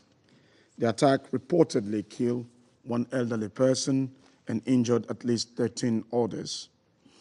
The facility suffered significant structural damage and 147 people had to be evacuated. The Russian Federation has similarly reported that there has been shelling on populated areas over the weekend in the Belgorod neighborhood in Russia and Russian-occupied areas in Ukraine, resulting in at least one civilian death and at least 14 injuries. We also take note of the Russian Federation's letter dated 20th September 2024, together with its enclosure detailing attacks on Russian civilians and civilian facilities. Mr. President, the humanitarian impact of the Ukraine conflict has been devastating, resulting in higher numbers of civilian deaths, injuries, and displacement. There has been reports of massive infrastructural damage to homes, schools, hospitals, and health facilities, businesses, and other civilian infrastructure from aerial strikes in Ukraine over the course of this year. Tragically, several first responders to these attacks also lost their lives and suffered injuries from repeated attacks on the same site. These attacks have also damaged critical water and electricity infrastructure, causing widespread disruptions in services in several areas. For example, according to OCHA, an estimated 16,000 people still residing in Pokrovstown have been without water and gas for weeks since both systems were destroyed from ongoing fighting. Attacks against civilians and civilian infrastructure are particularly heinous and are prohibited under international law. We call on all sides to ensure compliance with applicable international law, including international humanitarian law. Mr. President, it is important for both parties to the conflict to de-escalate and prevent further harm to the lives and livelihoods of their citizens and other innocent civilians. Civilians in frontline communities have had to relocate several times, and humanitarian relief efforts are also being hindered by the extending and shifting front lines. In this regard, we call on the parties to the conflict to exercise maximum restraint. The continued escalation of this conflict presents a clear and present threat of not only drawing other countries in the region into the conflict, but also the possibility of triggering a nuclear catastrophe with an unintended strike on a nuclear facility, all of which will cause irreversible damage to efforts to bring the conflict to an end. Failure to take necessary action towards a political solution for the peaceful resolution of the conflict also presents the Council as ineffective and indifferent in achieving its mandate and addressing the suffering of millions of men, women, and children. Mr. President, the international community, including this Council, must remain steadfast in its commitment to supporting the pursuit of an amicable and sustainable peace in Ukraine. It is equally important for this Council to speak with one voice in the interest of global peace and security and intensify efforts to mediate between the two conflicting parties, as well as encourage measures geared towards de-escalation and cessation of the hostilities and peaceful resolution of the conflict. In closing, Sierra Leone once more calls for an immediate cessation of hostilities, respect for sovereignty and territorial integrity of both Ukraine and the Russian Federation within their internationally recognized borders, and for genuine diplomatic efforts to achieve a peaceful and lasting solution to the conflict, taking into account the legitimate concerns of all parties involved. I thank you. I thank His Excellency Mr. Kaba for his statement. And now I give the floor to His Excellency Mr. David Lammy, Secretary of State for Foreign, Commonwealth and Development Affairs of the United Kingdom. Well, thank you, Mr. President, and thank you, Secretary General, for your briefing on the grim realities of this war. President Zelensky, the UK commends you not only for standing up for your people, but for standing up for democracy. Seeing you in Kyiv a few weeks ago with Secretary Blinken, I saw ordinary people from all walks of life. The soldiers and the civilians, the firefighters and the first responders, the mothers and the fathers, working together in defense of freedom. Your bravery and courage is an inspiration to us all. But, Mr. President, I also want to speak directly to the Kremlin and its representative here today. And Vladimir Putin, Russia sits on this council, but its actions tear up the UN Charter. Russia sits on this council, but over the weekend we saw it put forward amendments designed to wreck the UN's future. Russia claims to stand for the global south, but it runs roughshod over international law. Vladimir Putin, when you fire missiles into Ukraine hospitals, we know who you are. When you send mercenaries into African countries, we know who you are. When you murder opponents in European cities, we know who you are. Your invasion is in your own interests, yours alone, to expand your mafia state into a mafia empire. An empire built on corruption, robbing from the Russian people as well as Ukraine. An empire built on crushing dissent, courageous opponents like Navalny.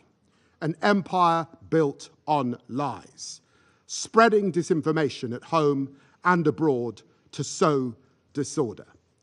Mr. President, I speak not only as a Briton, as a Londoner, and as a Foreign Secretary, but I say to the Russian representative on his phone as I speak that I stand here also as a black man whose ancestors were taken in chains from Africa at the barrel of a gun to be enslaved, whose ancestors rose up and fought in a great rebellion of the enslaved.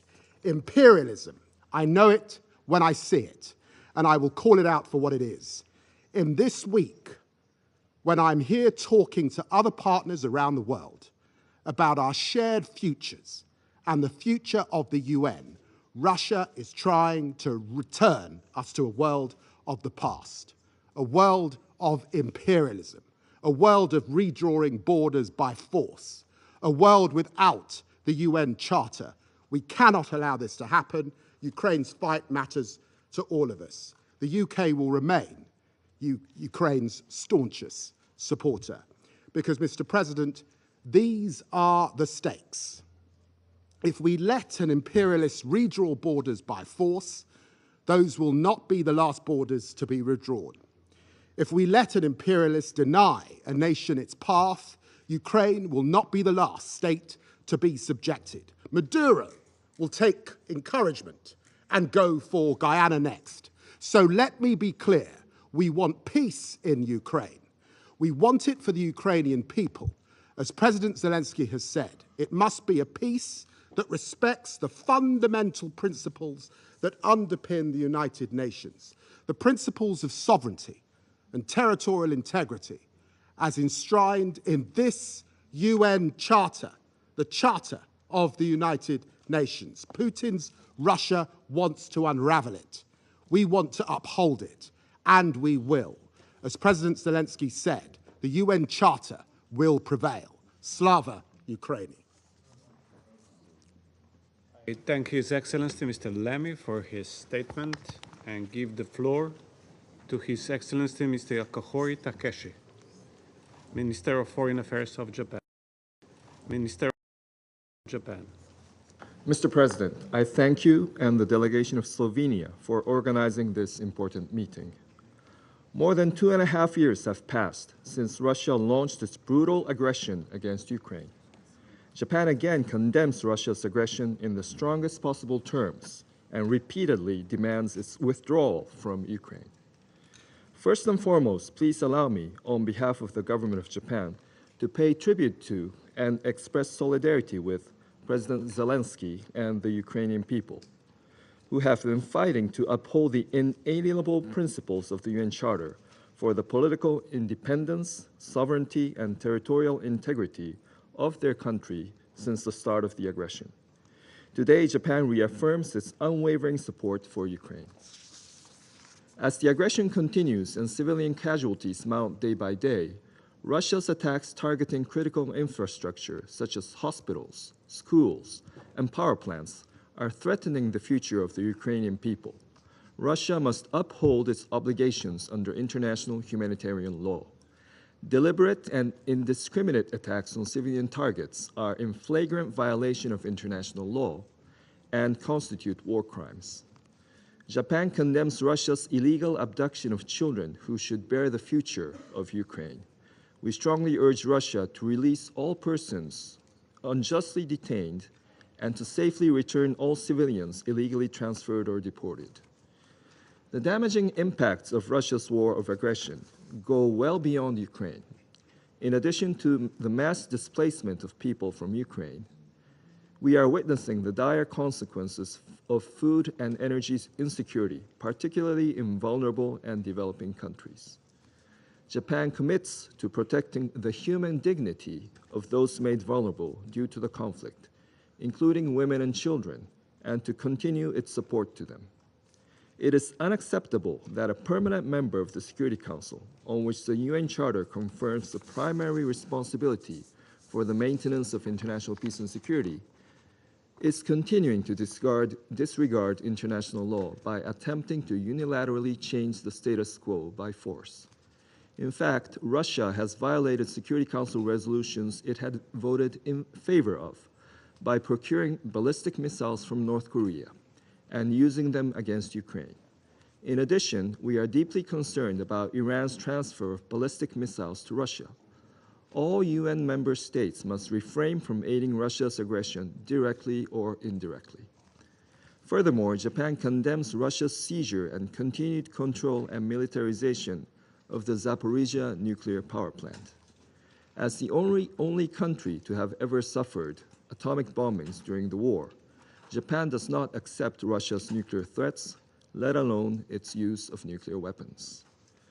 In order to protect the international order based on the rule of law, it is essential to achieve a comprehensive, just, and lasting peace in Ukraine based on the principles of the UN Charter.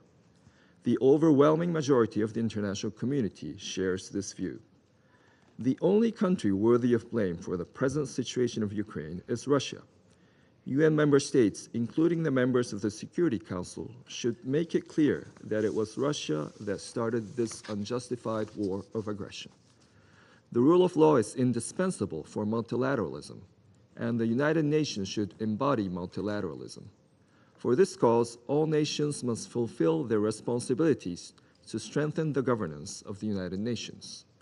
In order to reflect the realities of the 21st century and effectively maintain international peace and security, strengthening the functions of the United Nations, including through Security Council reform, is necessary.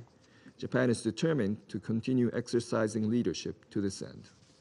In conclusion, Mr. President, as a country determined to seriously contribute to the maintenance of international peace and security, Japan once again strongly calls on Russia to immediately, completely, and unconditionally withdraw from Ukraine. Japan will stand with Ukraine so that peace and justice prevail. I thank you.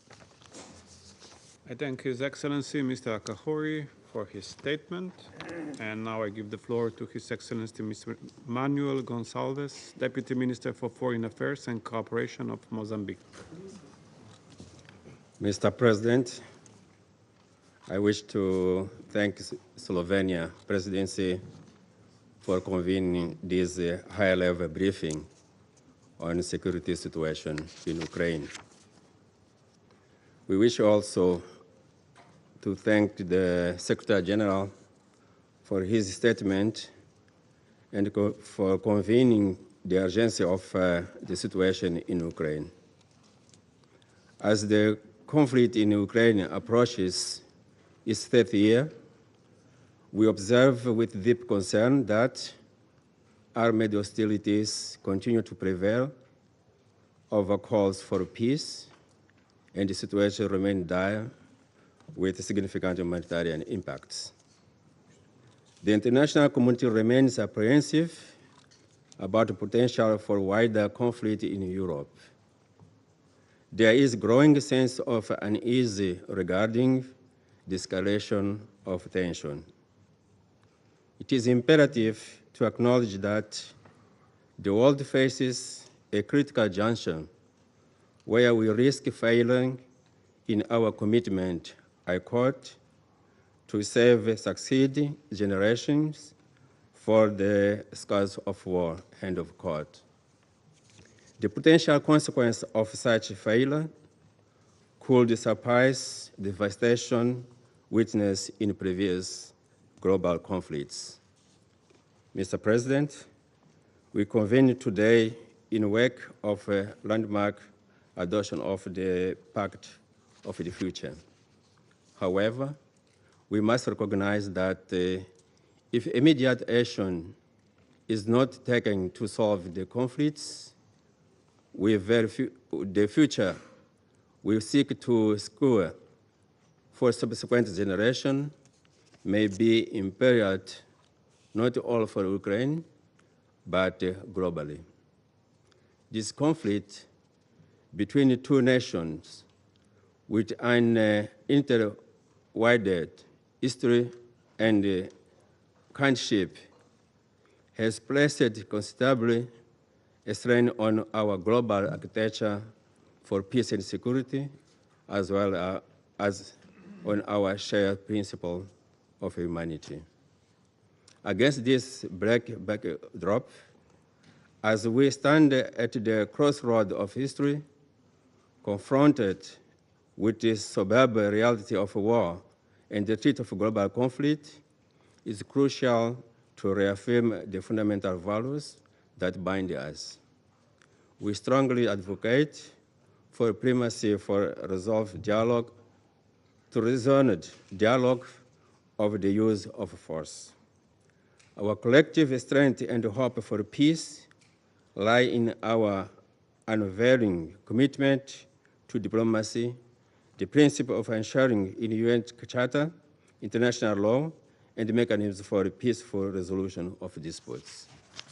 Mr. President, drawing from our national historical experience, we affirm that the use of force invariably leads to destruction. Such actions exacerbate divisions, fuel resentment, and inflict untold suffering on the most vulnerable members of our society. It is our firm belief that violence, regardless of its justification by any part, cannot establish the condition necessary for lasting peace. It is through reasoned dialogue, patient, principled approach, and determined pursuit of justice and mutual understanding that we can build the foundation of a world where the future generation are safeguarded from the threat of armed conflict. The ongoing conflict in Ukraine serves as the stark reminder of the fragility of peace and the immense responsibility we bear to protect it. We are confronted daily with alarming risk of escalation, including unimaginable aspect of nuclear confrontation. We must therefore categorically reject the temptation of counter force with force. Instead, we must rely behind the very principles that have guided us for over 7 decades. respeto sovereignty, territorial integrity, and peaceful resolution of disputes. Let us reaffirm the solemn commitment made by founders of these institutions to save, succeed the generation from scourge for the war. This is not an abstraction. It is our collective responsibility and mission. It calls upon each member state to transcend immediate political consideration, to act with reason and restraint, and to recognize that our shared humanity surpasses any reflecting potential gain. Together, we must redouble our effort to facilitate peace, foster dialogue, and support every initiative that seeks to end hostility and restore hope. Mr. President, tomorrow this chamber will convene for an open debate on maintenance of international peace and security, focused on the theme, leadership for peace. We must remain vigilant against the perils of hubris in leadership and heed the call we collectively endorsed in the Pact for the Future to guarantee a better future for current and future generations. Let us, guided by noble task for ensuring that the legacy we leave behind is one of peace, stability, and dignity for all. Thank you, Mr. President. I thank His Excellency Mr. Gonçalves for his statement and give the floor to His Excellency Mr. Jamie Barberis, Vice Minister for Foreign Affairs of Ecuador. Señor Presidente, comienzo por agradecer al Secretario General Antonio Guterres por sus incansables esfuerzos por la paz y reconocer la presencia de altas autoridades en esta Cámara, a quienes mi delegación ha escuchado y continuará escuchando con respeto. Comparezco ante este Consejo con un profundo sentido de responsabilidad y conciencia sobre el estado de la fragilidad en que se encuentra la paz y la seguridad a nivel mundial. La guerra en Ucrania, cuyo impacto sigue causando sufrimiento humano y una creciente inestabilidad global, supone otro interrogante a la credibilidad de este Consejo para cumplir con su responsabilidad primordial de mantener la paz y seguridad internacionales. La Carta de las Naciones Unidas continúa siendo el faro que debe guiarnos hacia la consecución de una paz global duradera. Sus propósitos y principios nos recuerdan la necesidad de evitar los errores y horrores del pasado, por lo que es nuestra responsabilidad colectiva defenderla. Reafirmo el compromiso inquebrantable de mi país con los principios fundamentales del derecho internacional. El respeto a la soberanía, la integridad territorial y la independencia política de los estados no es negociable. El párrafo 4 del artículo 2 de la Carta es meridianamente claro y no hay disposición alguna que admita o legitime el uso o amenaza del uso de la fuerza como un medio para resolver disputas entre las naciones. Es por ello que desde el inicio del conflicto en febrero de 2022, mi país ha mantenido una posición firme y coherente apegada al derecho internacional y a la Carta. Hemos condenado la invasión a Ucrania y apoyado de manera consistente las resoluciones adoptadas por la Asamblea General de las Naciones Unidas, así como las medidas provisionales ordenadas a la Federación de Rusia por la Corte Internacional de Justicia en marzo de 2022. Señor Presidente, las comunidades afectadas por el conflicto enfrentan una crisis humanitaria sin precedentes. Los ataques contra civiles e infraestructura civil continúan devastando vidas y destruyendo medios de subsistencia, incluso más allá de las fronteras de Ucrania. El Ecuador ha llamado a las partes a proteger a los civiles, a alejar a los combates de las zonas pobladas, a resguardar las infraestructuras civiles y acatar los principios de distinción, proporcionalidad y precaución, como lo dicta el derecho internacional humanitario. Además, mi país ha llamado a la aplicación de la resolución 2730 y aquellas relativas a la protección del personal humanitario y al personal de las Naciones Unidas. La facilitación del acceso sin trabas de la ayuda humanitaria a todas las zonas y afectadas es imperativa. Señor presidente, el impacto de este conflicto no se limita a las fronteras de Rusia y Ucrania. Las consecuencias económicas, energéticas y alimentarias de la guerra afectan a los países en desarrollo, comprometiendo los esfuerzos globales para alcanzar los objetivos de desarrollo sostenible. Es igualmente necesario advertir el riesgo de que esta guerra desemboque en un conflicto más amplio. La intensificación de las hostilidades amenaza con llevarnos hacia un escenario de confrontación con consecuencias inconmensurables. Ante ello, el llamado del secretario general de las Naciones Unidas a fin de que las hostilidades y los esfuerzos de actores internacionales que buscan poner fin a este conflicto deben respaldarse. Reitero la disposición del Ecuador de apoyar toda iniciativa encaminada a restaurar la paz y la seguridad en Ucrania y en la región. El diálogo y la diplomacia no pueden ser consideradas líneas rojas. Señor presidente, excelencias, la experiencia del Ecuador ha demostrado que incluso los conflictos más antiguos encontraron solución a través del diálogo y de la diplomacia. Si bien somos conscientes de la complejidad de la situación en Ucrania y de las tensiones geopolíticas que la rodean, es aquella experiencia la que nos lleva al convencimiento de que se puede encontrar una solución pacífica en Ucrania. Este Consejo tiene la responsabilidad histórica de construir la búsqueda de soluciones pacíficas, en rechazar el uso de la fuerza como medio para resolver disputas y en trabajar por un mundo en el que prevalezca la seguridad colectiva. Por ello, para terminar, el Ecuador se une el llamado a la Federación Rusa a terminar sus operaciones militares en Ucrania, de manera que se pueda avanzar sin más demora hacia una solución negociada conducente a una paz sostenible basada en el derecho internacional y los principios de la Carta de las Naciones Unidas. Muchísimas gracias. I thank His Excellency Mr. Barberis for his statement, and now I give the floor to the representative of the Russian Federation. Господин председатель, красноречивому британскому министру, который преподавал нам уроки империализма.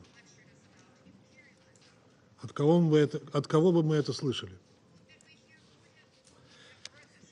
Я рекомендую прочитать нашу поправку к Пакту будущего, основанную на главе 2.7 Устава ООН.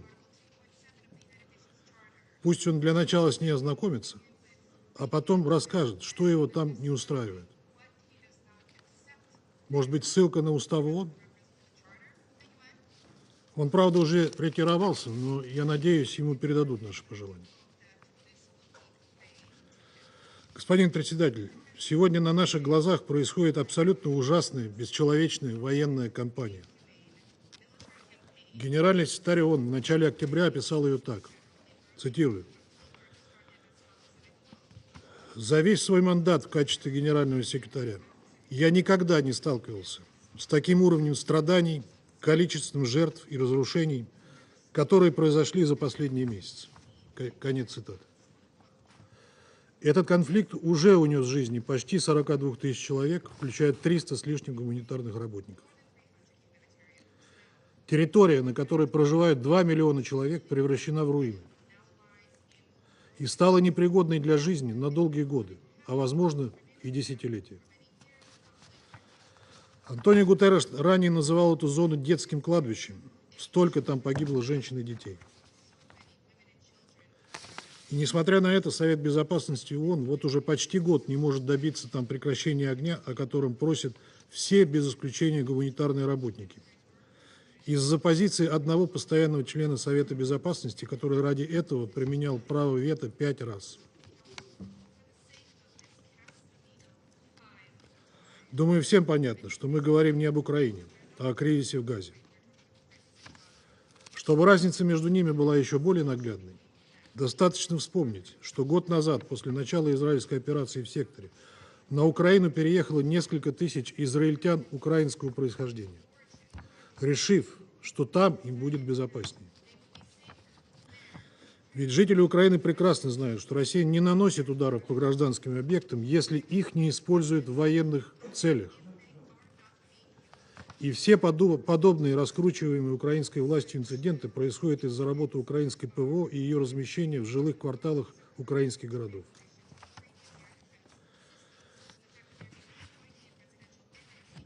В этих обстоятельствах очевидно, почему весь мир ждал, что Совет Безопасности соберет высокопоставленных гостей Нью-Йорка для обсуждения именно ситуации в Газе. Тем более, что вызванные ею тектонические толчки грозят втянуть весь ближневосточный регион от Ливана до Ирана и Йемена в крупный и ожесточенный региональный конфликт. Только за последние 2 дня от израильских ударов погибло почти 600 ливанцев. Но западные члены Совета заранее забронировали этот зал именно для пиар-бенефиса просроченного украинского президента.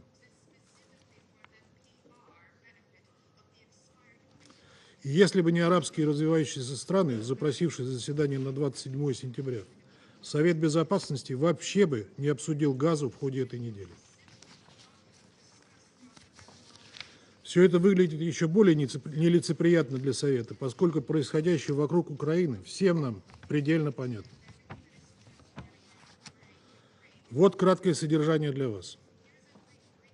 Киевский режим, пришедший к власти в результате инспирированного Западом в 2014 году государственного переворота, сразу же развязал кровавую гражданскую войну против не пожелавших расставаться со своей идентичностью и чтить нацистских коллаборантов жителей юга и востока страны.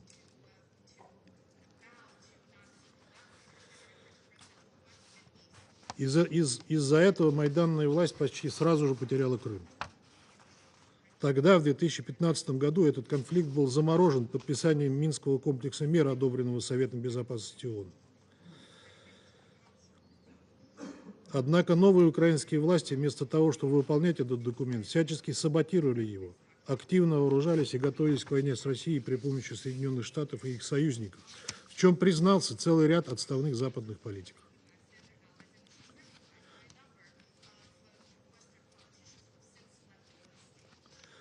После того, как режим в Киеве категорически отказался выполнять Минские договоренности, а его западные спонсоры отвергли любой диалог с Россией по вопросам европейской безопасности, наша страна, столкнувшись с резкой активизацией украинских ударов по мирным городам республик Донбасса, приняла решение начать специальную военную операцию. Она могла закончиться уже спустя месяц, когда российская армия стояла на окраинах Киева. Однако Запад отговорил киевского главаря подписывать парафированный Украиной в Стамбуле проект мирного договора, пообещав всячески поддерживать украинскую армию, которая якобы в этом случае сможет нанести поражение России на поле боя. Однако, несмотря на обильные поставки вооружений, в том числе дальнобойных, снабжение развединформацией, целенаведение, отправку наемников и инструкторов и фактически прямое участие Запада в конфликте с целью нанести России жизнями украинцев стратегическое поражение, украинская армия сегодня оказалась на грани полного разгрома. Для того, чтобы убедиться в этом, достаточно изучить военные сводки, свидетельствующие о стремительном обрушении фортификационных линий Киева на Восточном фронте, на возведение которых потребовалось почти 8 лет.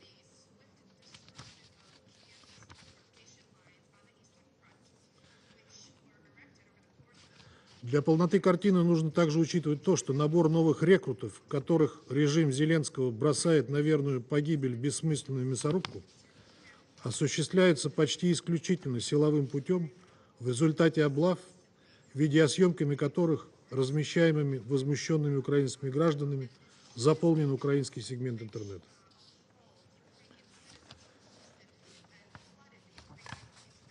Иными словами, украинцы не хотят идти воевать, всеми силами пытаются сбежать из страны, а попав на фронт без должной подготовки, пытаются либо дезертировать, либо сдаться в плен.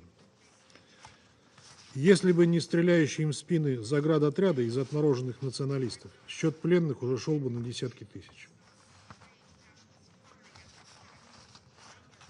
По этой же причине был провален в прошлом году пресловутый контрнаступ, на который возлагали такие надежды спонсоры Зеленского и его клики.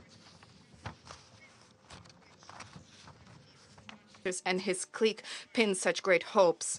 Understanding all of this, the head of the Kiev junta has decided to make use of the sole remaining chance to cling to power and to avoid reprisals from his own compatriots, namely by dragging the West into a direct confrontation with Russia.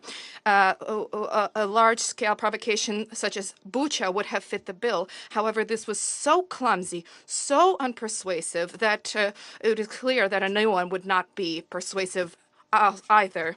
The other option would be to provoke a strong response after strikes with long-range Western weapons targeting objects deep within Russian territory, and then to cry wolf. However, Western leaders whose self-preservation instinct has not completely deteriorated have not yet taken this decision, or in any event, they are not eager to announce this. And for this reason, the Kiev strongman decided to go all in, and having lulled everybody with ruminations about peace, decided to engage in the reckless attack on peaceful Russian border regions. However, here too, things did not go as planned. He did not achieve his goals, and he was forced to spend valuable human resources and Western equipment, which was in short supply in Kursk Oblast at the time when the destruction and collapse of the Eastern Front is ongoing at an unprecedented tempo. And here he's in New York, once again with an extended hand, attempting to persuade the West to raise the stakes in the conflict with Russia and to throw their own sons to certain death in Ukraine, thereby becoming directly a direct party to the conflict with a nuclear power. Zelensky does not have anything to lose, but the U.S. and allies naturally do. And they are perfectly aware of the cost that they could pay for such an attempt to save the Ukrainian deadweight, the suitcase without handles. Mr. President, now the actor, Vladimir Zelensky, is playing a role of the cool guy, the West's ally, and something even of a savior of all humankind against the Russian threat. He has close ties with notorious Russophobes and fervent nationalists who imbibed with their mother's milk the ideas of Bandera and other Hitlerite henchmen. However, the character before us far from always played this role. To understand who we are dealing with, let's consider briefly his political persona over the past decade. In the past, before being elected president, and at the initial stage of the leadership of the country, Mr. Zelensky was actually quite critical about the coup in 2014. He called for an objective investigation into its dark chapters. Himself a Russian language speaker, in 2014, he uttered the following words, and I quote, "If in the east of Ukraine and Crimea people wish to speak in Russian, back off, let them be. Let them speak in Russian lawfully. Language will never divide our motherland," end of quote. At the height of his election campaign in 2014, he announced that the oppression of the Russian language was unacceptable. He spoke of the need to guarantee that the Russian language develop on equal footing with others. Furthermore, he promised to ensure a lasting ceasefire in Donbass. It is hardly surprising that this program was appreciated by Ukrainian voters, and he received 3/4 of their votes. Naturally, the fact that he gave interviews in Russia also had an effect. He promised not to impose a cult of Nazi henchmen on those who do not regard them as heroes, and he promised that he would force a silencing of weapons in the east of the country, where the Ukrainian armed forces had for 5 years by that time been shelling peaceful cities, murdering women, the elderly, and children. However, after the presidential victory, he began to play a different role and failed to meet a single one of his promises, to honor a single one of his promises. We can see how he gradually betrayed the Ukrainian people and destroyed their statehood for the advancement of the interests of Western sponsors.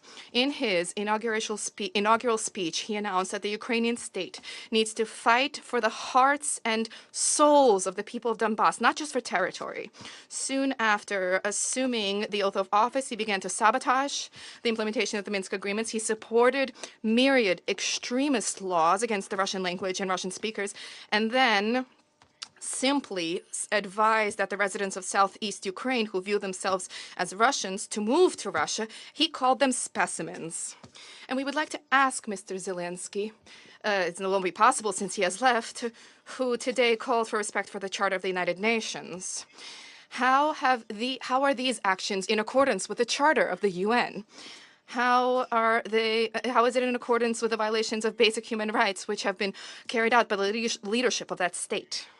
Or are you ready to note that in that document only those parts that pertain to territorial integrity, instead of eliminating the root causes of the internal crisis in Ukraine, which triggered the civil war? The new president of Ukraine decided to exacerbate it.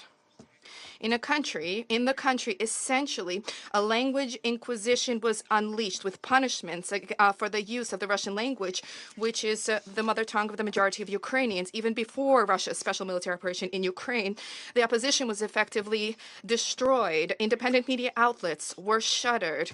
The canonical Ukrainian Orthodox Church was repressed. Nationalist and neo-nationalist groups flourished.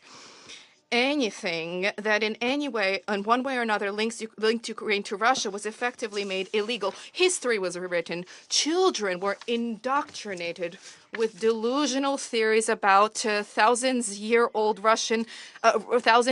Ukrainian civilization from which Jews and Portuguese and French originated. This is not a joke. It is not a fake.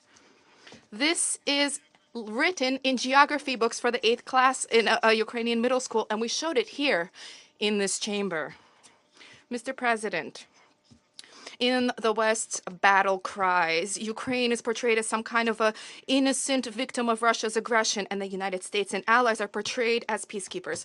Nothing is further from the truth than these assertions. Ukraine, under the neo-Nazi Kiev regime, became a one-man dictatorship, willing, for the sake of preserving his power and blind obedience to the West, not just to drown his whole country in blood and to sacrifice all young Ukrainians who were unable to flee the country, but also willing to push the world into the abyss of a third world war. And just a few years ago, Mr. Zelensky said the following, and I quote, "I can assure you, for our heroes to not die any longer, I am willing to do anything, and I certainly am not afraid of taking difficult decisions. Without hesitation, I am willing to leave my post, if only for the advent of peace," unquote.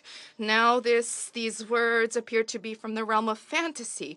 That is how irrelevant they have become. Given the dismally low levels of support for him from his population, he has an animal fear of being stripped of power because he understands that he will be held accountable for all the crimes which he perpetrated during his presidency. Let us recall, regular elections were scheduled to be held on 31 March, but Zelensky canceled them under the pretext of a state of war, and this runs counter to the basic law of the country. After 20 May, this year, when the presidential powers should have, according to the Constitution, been transferred to the Speaker of the Upper Rada, the head of the Kiev junta, transformed into a conventional usurper of power. On the 28th of August, the authorities of the 9th session of the Rada expired, incidentally. In the 5 years of his presidential term, he brought the country entrusted to him to an abyss, having sold off Ukraine to Western corporations, having destroyed its economy, and having plunged it into a horrific demographic crisis.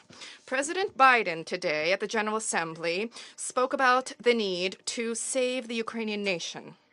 The Ukrainian nation is not threatened with anything. We are not fighting against it.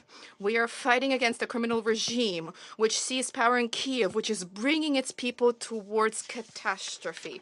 And this is not a war for territory, regardless of the claims of our foes. This is a struggle for acknowledgement and people's rights. Mr. President, a just and lasting resolution to the Ukrainian crisis is only possible if the root causes are eradicated. First and foremost, with an end to violations of the rights of Russian language people and a repeal in Ukraine of other discriminatory laws. Today, we hear from many corners, we hear calls for a political diplomatic solution on the basis of the UN Charter. However, without overcoming the legacy of Maidan, without eradicating nationalism, Nazism, and other manifestations of discrimination in Ukraine, respect for the rights and basic freedoms of all without distinction as to race, gender, language, and religion, in accordance with Article 1.3 of the Charter of the United Nations, there will be no resolution. It would not be possible. And yet, we have not heard about this either from our Western colleagues or from the UN Secretary General, nor did we hear from them another important premise, namely that the purposes and the principles of the Charter of the United Nations need to be complied with fully in their integrity and interrelated nature. Beyond provisions about respect for sovereignty and territorial integrity of states, there's also the principle there of self-determination of peoples, and this under no circumstances can be overlooked, nor should the responsibility of states for all of its citizens, the citizens of their state, be overlooked either. We hope that the Kyiv regime will not be able to completely destroy their country and their people, which they're close to doing, nor push the world into the abyss of nuclear catastrophe. For that, they should embrace realistic parameters for a long-term resolution to the Ukrainian crisis rather than falling back on unrealistic ultimatums, victory plans, and so on. The cost, the price for such criminal, flippant arrogance is paid by ordinary Ukrainians whose resistance to the high-handed Ukrainian Kyiv clique is visibly growing. The Russian Federation was always ready to live in peace and good neighborly relations with Ukraine until it was shaped into aggressive, Russophobic, neo-Nazi wasp's nest, threatening our security, and before the design of plans to drag it into a militaristic, the militaristic NATO bloc. We always respect Ukrainians. These are a brotherly people with whom we are tied with unbreakable historic ties. Millions of them found shelter in Russia. If the Western camp does not abandon this, does not excise this cancerous tumor of the current Kyiv regime peacefully, if Washington and satellites geopolitical economic considerations do not continue to supersede the salvation of the country, we will continue our SMO until its objectives are met militarily. And there is no other way towards peace. Thank you for your attention. I thank the representative of the Russian Federation for their statement. Before continuing, please let me read this time limit reminder. This meeting needs to conclude by 6 p.m. I would like to remind all the speakers that there is a time limit of 3 minutes in place to be able to conclude the meeting within the allotted time frame. You may send your full statement for publication as an official Security Council document with a letter addressed to the President. And now I give the floor to His Excellency, Mr. Gitanas Nausėda, President of the Republic of Lithuania. Your Excellency, Prime Minister of the Republic of Slovenia, Excellencies, ladies and gentlemen, I have the honor to speak on behalf of the three Baltic countries, Estonia, Latvia, and my own country, Lithuania. We came here to discuss maintaining peace and security of Ukraine. Before turning our attention to the future, I suggest that we also talk about the past and the present. Ukraine had been perfectly secure from external threats before this security was snatched away. Before the illegal occupation of Crimea, before the invasion into Donbass, before the whole-scale war of aggression in 2022. Right now, Ukraine has neither peace nor security. And it is Russia, a permanent member of the United Nations Security Council, that is directly responsible for putting not only European, but global peace and security under threat.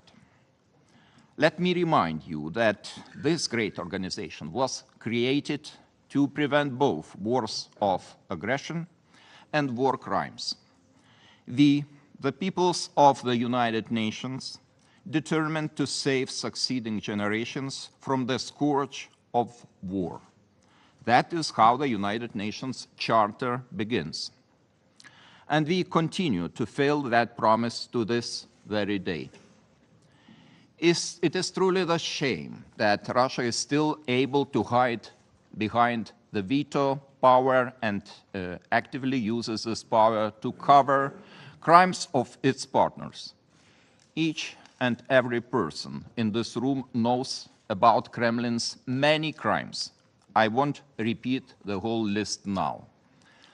What the Baltic states demand is accountability. The whole political and military leadership of Russia must be held accountable, as well as their major accomplices. Special international tribunal for the crime of aggression against Ukraine must be established.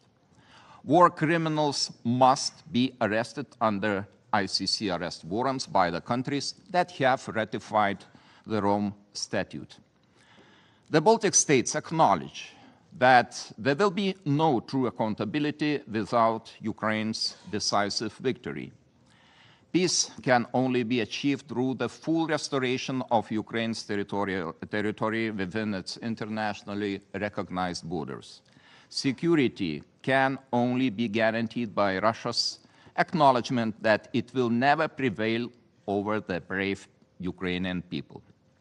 Therefore, it is the duty of the international community to support Ukraine for as long as it takes, until its final victory. Thank you so much. I thank His Excellency President Nauseda for his statement. And now I give the floor to Her Excellency Ms. Luminița Teodora Odobescu, Minister for Foreign Affairs of Romania. Thank you.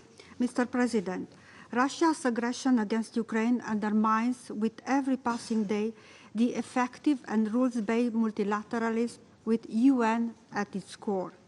We are here today in the Security Council to stand by our neighbor Ukraine, by the UN Charter and international law, and echo again that there is only one way to end the aggression against Ukraine. Here is how. Russia must abide the rules of international law. It must unconditionally cease the use of force and withdraw completely and immediately from the territory of Ukraine within its internationally recognized borders. Ukraine's independence, territorial integrity, and its sovereign right to freely choose its own pathway should be respected by all UN member states. Ukraine has the legitimate right to defend itself against the Russian aggression. During the current illegal military aggression, innocent civilians were killed. Furthermore, Russia has been using a wide array of war techniques, from irresponsible threat of the nuclear option and disinformation to the destruction of energy infrastructure and violating the basic principle of freedom of navigation. The recent strike by Russia against a cargo ship loaded with Ukrainian grain in the Black Sea represents another example of its aggressive actions in the region.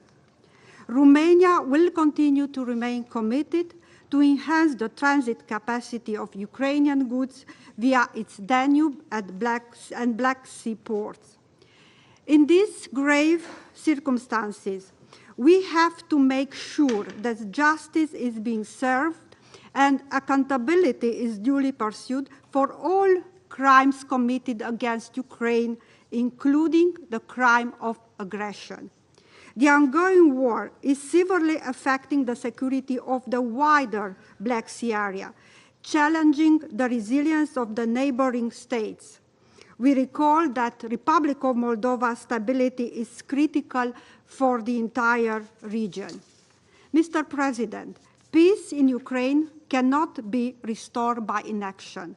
Romania tirelessly advocates for a comprehensive, just, and lasting peace in Ukraine in line with the UN Charter. Romania fully supports the peace formula of President Zelensky. One principle is crystal clear. Legally and morally, Ukraine alone has the political and moral legitimacy to decide if, when, and on what terms it wants to engage with the Russian Federation. What we wish for is simple and only natural: peace for the people of Ukraine and fully fledged respect for the UN Charter and the international law. This should be our joint objective and responsibility. Thank you. I thank Her Excellency Ms. Sodobescu for her statement. I now give the floor to His Excellency Mr. Péter Szijjártó, Minister for Foreign Affairs and Trade of Hungary. Madam Minister, dear Tanya, thank you so much for organizing this briefing. Dear colleagues, I'm representing a country which is a direct neighbor to Ukraine, a country which has been faced with the consequences of the war for the last 2.5 years, a country which has been paying the price of this war, although we do absolutely have no responsibility in this war being launched. After almost 1,000 days, I think the question is no more what we do think about the war, but the question is how peace will be made. Or even more precisely, Madam Minister, dear Chair, the question should read as which is the quickest way to peace. Because we do believe that we do have to reach peace in the fastest, in the quickest possible way. Because the later we come to peace, the more people will die, the more families will suffer, more people will have to escape, and the more destruction will take place. And we Hungarians in the neighborhood, we don't want more destruction to take place. We don't want more families to suffer. We don't want more people to die, especially that there's a significant community of Hungarians living in Ukraine. And if we are honest to ourselves, and if we don't use only panels of communication, then I think it's obvious that what has been done so far has not worked out at all from the perspective of peace. The weapon deliveries have absolutely not helped to bring this war closer to its conclusion. Weapon deliveries have absolutely not helped in bringing this war to an end. And the increase of the number of weapons on both sides of the front line ended up in more casualties and also the prolongation. And we are super concerned about the ever-growing risk of escalation, and we are absolutely concerned about the open references to the use of any type of nuclear weapons. We Hungarians argue in favor of ceasefire and peace talks to be started. We Hungarians do believe that this is the fastest way towards peace, especially that what has happened so far proves that there is no solution on the battlefield. What you have on the battlefield is casualties and destruction. And we Hungarians are proud to be among the global majority for peace, and we are ready to take part in all global initiatives which brings forward the hope for peace and strengthens the volume of peace. And we do hope that this high-level week of the General Assembly will bring us closer to the conclusion of the war, bring us closer to peace, and brings us closer to the end of the suffering of the people in our neighborhood. Thank you. I thank His Excellency Mr. Siarto for his statement. I now give the floor to His Excellency Mr. Radoslaw Sikorski, Minister for Foreign Affairs of Poland. Madam President, Excellencies, the Russian ambassador predicted that this debate will consist of, quote, hackneyed statements dictated by Brussels. It's a lie. I assure you that what you're about to hear, I wrote myself. The Russian ambassador claims that Russia does not bomb civilian targets. That's a second lie. 2 weeks ago, I visited the Ukrainian city of Lviv, where a townhouse was hit with a Russian Kalibr missile. This is the result. A man saw his wife and 3 daughters taken out of the rubble dead. All of them were civilians. All of them lived far away from the front line, and all of them were killed. The Russian ambassador has talked about children's graveyard in Gaza, which is indeed a tragic situation. Well, Ukrainian children are targeted not only with bombs. Thousands have been kidnapped and taken into Russia, where they are brainwashed in order to strip them of memories and of their national identity. Russia claims that these children are orphans, left alone in a war zone. Another lie. Many of them were separated from their parents, either by accident during attacks or deliberately by the aggressor's army. Independent reports revealed that, and I quote, officials have deported Ukrainian children to Russia or Russian-held territories without consent, lied to them that they weren't wanted by their parents, used them for propaganda, and given them Russian families and citizenship. Special camps offered the abducted children Russian patriotic education, and a hotline was established to pair the minors with potential foster families, in inverted commas, luring the latter with money. On top of that, Mr. Putin signed a decree fast-tracking the process of granting Russian citizenship to stolen Ukrainian children. This is not collateral war damage. It was a plan devised before the war and ruthlessly executed. UN investigators concluded that these actions constitute war crimes. In October 2022, the International Criminal Court issued an arrest warrant for Vladimir Putin. Ambassador Nebenzia and Russian propagandists like to refer to the democratically elected government of Ukraine as Nazis, as you've just heard. It so happens that in Poland, I live 3 kilometers from Potulice, the site of a former Nazi filtration camp during the Second World War. It's known for the fact that thousands of children were imprisoned there, from Poland and the Soviet Union, from around Smolensk and Vitebsk. Up to 800 of these children died, but thousands were transferred west to be Germanized. Blonde, blue-eyed, Aryan children deemed to be racially suitable. I therefore have a few questions to the Russian ambassador and his superiors. How does what you are doing to Ukrainian kidnapped children differ from what German Nazis did to your children and ours? How many Russian officials have adopted stolen Ukrainian children following, as reported by the BBC, the example of Sergei Mironov, former chairman of the Russian Federation Council?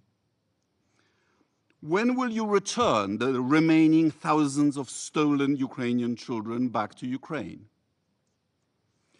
Do you know that stealing in other countries' children is tantamount to genocide, as recently reaffirmed by the Parliamentary Assembly of the Council of Europe?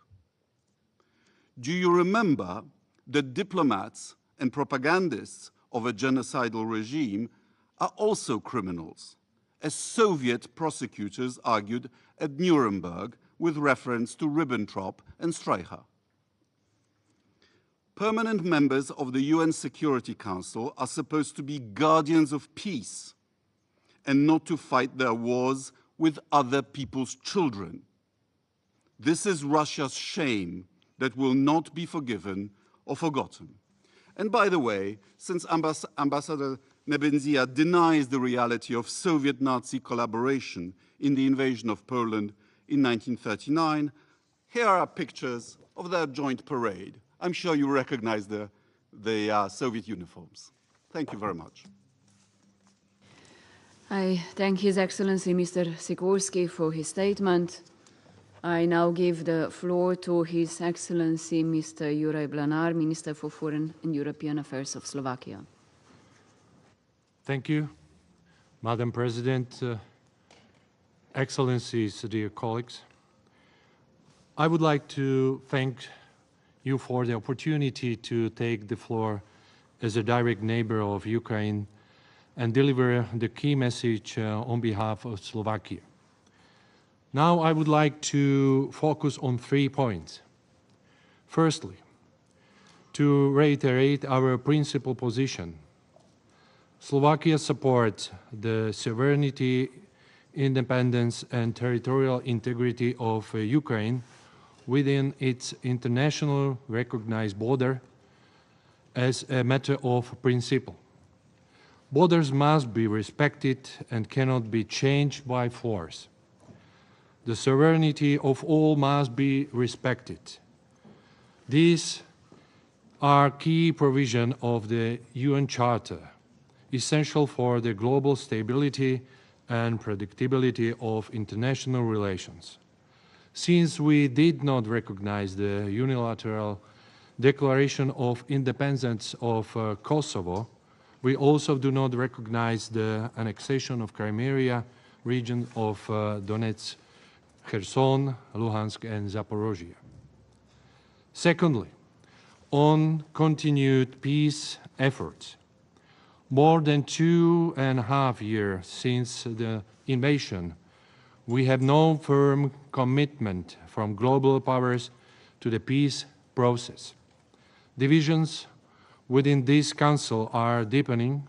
Its role as a protector of peace is being questioned. Slovakia calls on all the stakeholders to put aside their differences and focus on stopping the human suffering and destruction of Ukraine. There is no alternative to dialogue, as the situation cannot be resolved by the military means alone. The war against Ukraine, as well as in Gaza, has dire global consequences for global food and energy security and the supply routes. And when we talk about the peace, we must be very specific. A lasting, just peace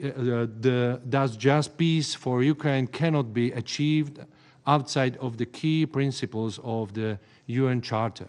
Slovakia stands ready to support any meaningful process or format for respects these principles. The process will be determine the outcome. This conflict cannot be solved unless the competition of global powers is replaced by their cooperation and return to diplomacy. Let me finish this part of about the peace by using of the words of Albert Einstein. Peace cannot be kept by force. It cannot only be achieved by understanding. Thirdly, the future of Ukraine is in the European Union. My government supports a peaceful, independent, sovereign, democratic, and prosperous Ukraine with a stable, internationally recognized borders and firmly advancing on its reform path towards future European Union membership.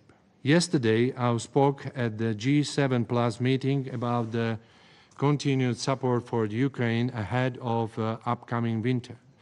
We keep providing emergency volumes of electricity, gas and diesel fuel to minimize power and heat outages in Ukraine. People are our primary concern. To this end, the third joint meeting of the governments of Slovakia and Ukraine, Slovak and Ukraine governments will soon take place with the aim of speeding up the implementation of the roadmap signed by our prime ministers earlier this year, focusing on strategic infrastructure and connectivity. Slovakia remains engaged to provide solidarity to people in Ukraine as well as in Gaza and Sudan. Thank you for your attention. I thank His Excellency Mr. Blana for his statement. I now give the floor to His Excellency Mr. Josep Borrell, High Representative of the European Union for Foreign Affairs and Security Policy and Vice President of the European Commission. Mr. President, distinguished members of the Council, we meet today as a permanent member of this Council. Russia continues carrying a brutal, unjustified and unprovoked war of aggression against Ukraine. As many have said today, it's a blatant violation of the United Nations Charter. Russia launched a war against Ukraine. It is the first interstate war in Europe since World War II. And Ukraine defends itself in line with its right to self-defense under the United Nations Charter, and it does so against a nuclear-armed state. The international community must remain determined to support Ukraine's freedom, independence, sovereignty, and territorial integrity within its internationally recognized border. Some has declared here today that they love peace. Oh yes, they love peace. No one loves peace more than the Ukrainians. And they want peace quickly, the quickest possible way. But they haven't mentioned that the quickest possible way is Russia withdrawing their troops from Ukraine. This would be the quickest possible way. Yes, there is another way, Ukrainian surrender. But we don't want this kind of ending the war. And they are desolated because the fact that we have been providing support to Ukraine has not finished the war. No, but it has allowed Ukraine to defend itself. And we want Ukraine to continue defending itself. So to all lovers of peace, please take into consideration that it matters the way this war is going to end. It matters. And one way of ending this war, which is Ukrainian surrender in front of the violation of their territorial integrity, will be a good example for the perpetrator of this violation to start again and again. So please, my call to all peace lovers is to keep in mind that what we are talking about is about the freedom of one country, one people, who is defending itself against an aggressor. United Nations reports are unequivocal. The deliberated destruction of civilian homes and infrastructures, depriving the civilian population of services necessary for its survival, particularly when the winter season starts and 2/3 of electricity production capacity of the country has been destroyed. The recent transfer of short-range ballistic missiles by Iran to Russia, and in doing also with North Korea, is becoming an enabler of Russian aggression. And this represents a substantive material escalation and a direct threat to European security. These weapons will be likely used against Ukrainian civilians, adding another layer of suffering and destruction of this war. The European Union remains unwavering in its support for Ukraine and to a just and lasting peace, yes, because we want peace. We too want peace, but based on international law and the United Nations Charter, and do more than 110 partners who supported the summit joint communique of this last meeting on a peace framework, supporting again sovereignty, independence, and territorial integrity of an aggressor country. At the end of the day, it's up to Ukraine, and only to Ukraine, to define the terms in which they want this war eventually end. And we need to pay more attention at the constant violations of the embargo against Russia. We need to be concerned by the circumvention of sanctions that these, yes, are making the war longer. And we have to reinforce the legitimacy of our support to Ukraine by being consistent with our values and applying these values everywhere. This is the best way of supporting Ukraine. Consistency is of the essence. In a world that is becoming less multilateral and more transactional, and in order to prevent this slide toward more transactions and less norms, we need to work very hard. This is the best way to support Ukraine for a peace, a just peace, that makes the aggressor to fail. Thank you. I thank His Excellency Mr. Borrell for his statement. I now give the floor to Her Excellency Ms. Annalena Baerbock, Federal Minister for Foreign Affairs of Germany. Thank you very much, Excellencies, colleagues, dear Madam President. 943 days ago, Russia launched its full-scale aggression against Ukraine. 943 days of suffering. 943 days of women being raped in Bucha, of tortured people in eastern Ukraine, and of children being deported. And as we have heard here today, there's no denying of that. Children being deported from their homes, as my Polish colleague has outlined. We heard here the Russian ambassador that he didn't even say this is not true. He said it's better for the children. There's an estimation that more than 20,000 children have been deported. Imagine these were your children, and you hear here in the Security Council that this is for the better good of your child, being stolen from you as a mother or a father. I had the chance to speak one of the very, very few teenager girls who could be returned. She was telling me in tears, please promise me one thing.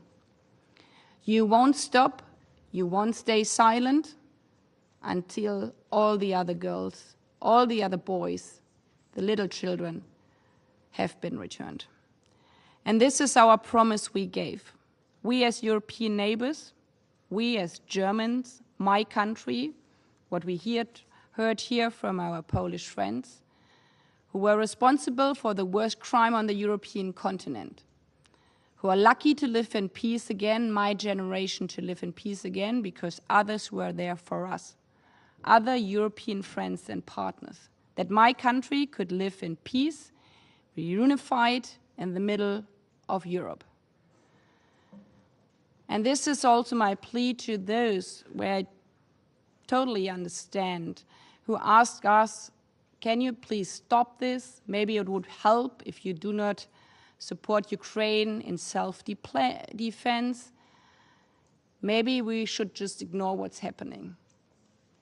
We cannot do that, because my country pledged that we always stand up for the principles of this united nation. And we won't rest until these children are being back to their families. And yes, the Russian Federation, the ambassador who always leaves after he has spoken here, I've experienced that a couple of times, you can fool yourself. The strongest man of your country can hide behind teenager girls who he kidnapped. But you cannot fool the world. I mean, we don't have to go through all the 943 days of all the atrocities. We can all just remember what happened on Sunday here in New York. Russia wanted to prevent us from a real breakthrough for the UN. When a vast majority of states rallied around the values of the Charter, the fooling of the world happened just then, when Russia wanted to prevent us from a real breakthrough for the UN. And then we can read it all on Twitter. Their truth is that the majority from the, I quote, jungle was not capable of taking the right decision. This is how Putin's Russia these days speaks about other countries, the jungle. This is how they speak about Ukraine, a beauty which has to be raped. And this is how Putin's soldiers, Putin's army behaves. Every day, 943 days. Lately, with heavy drone attacks and missiles directly targeted power plants. 2/3 of electricity and heating is being destroyed right now, even though we try to protect it with air defense. 2/3 being destroyed, not by coincidence, but because winter is coming again. Minus 15 degrees means that electricity doesn't work, heating doesn't work, and water is being frozen. This is a crime against humanity. People freezing to death. And this is why, again, I would like to call on all the friends around the world. We can totally understand that some of you think maybe if there is no weapon support anymore for Ukraine, maybe if we just call neutrally on all sides, this can go better. But I mean, the truth is, if there's no air defense left around the remaining electricity hubs, there's no electricity in Ukraine anymore. Then everything is being destroyed. And yes, we can call on both sides neutrally. But Vladimir Zelensky invited the Russian president to the negotiation table in summer. He offered a dialogue. And Vladimir Putin has responded with new levels of aggression. In June, Ukraine invited Russia to a second international peace conference. Putin's response, he bombed a children's hospital in Kiev. And this is why we believe we have to send further air defense to protect children's hospitals. And this is why we are on one hand very grateful that an increasing number of our partners in the world are thinking about how to end this war. We need this. We need an end to this war. But this cannot mean for us to stand by and watch while there is no end to this war, while Putin hasn't taken the seat at the negotiation table, to just stand by and watch Russia destroying the remaining half of Ukraine.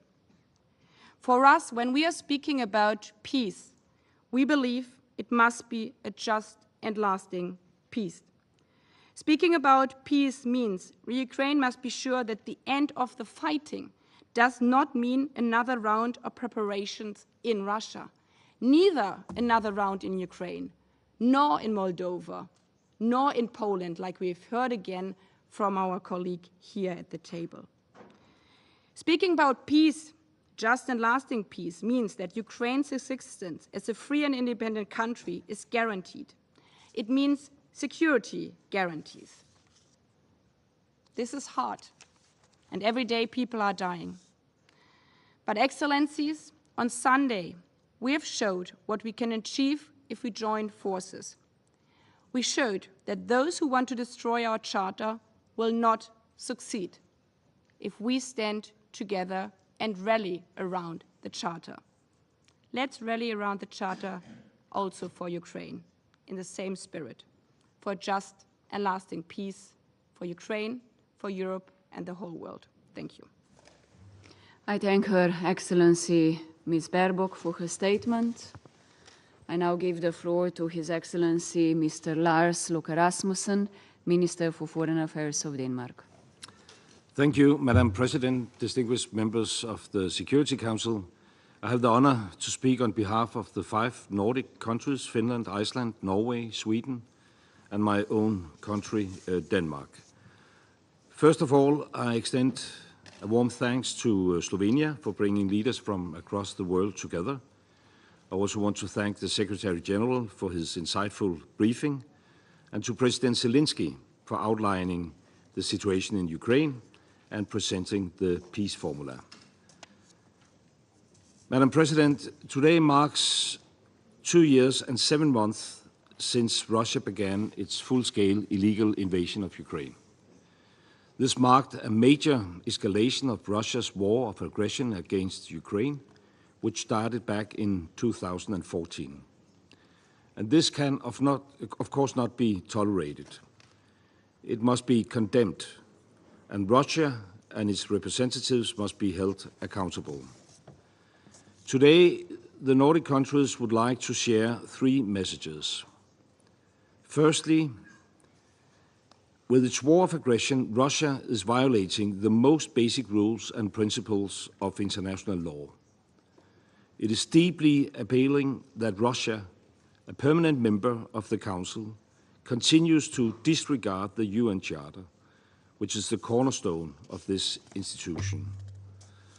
The vast destruction and the suffering of the Ukrainian people all stem from Russia's choice to continue its brutal aggression. The Nordic countries will continue to seek full accountability for the crimes committed, ensuring that Russia and its representatives are held to account in a shared responsibility of us all. Secondly, we repeat that Russia's war has grave consequences beyond the European continent. Earlier this month, a ship carrying grain was attacked in the Black Sea. We strongly condemn such attacks, which jeopardize global food supplies. Madam President, it is deeply concerning that Russia's systematic and damaging attacks against Ukraine's critical infrastructure continue. Civilians face immense hardship in Ukraine. Nearly 15 million people are already in need of humanitarian assistance.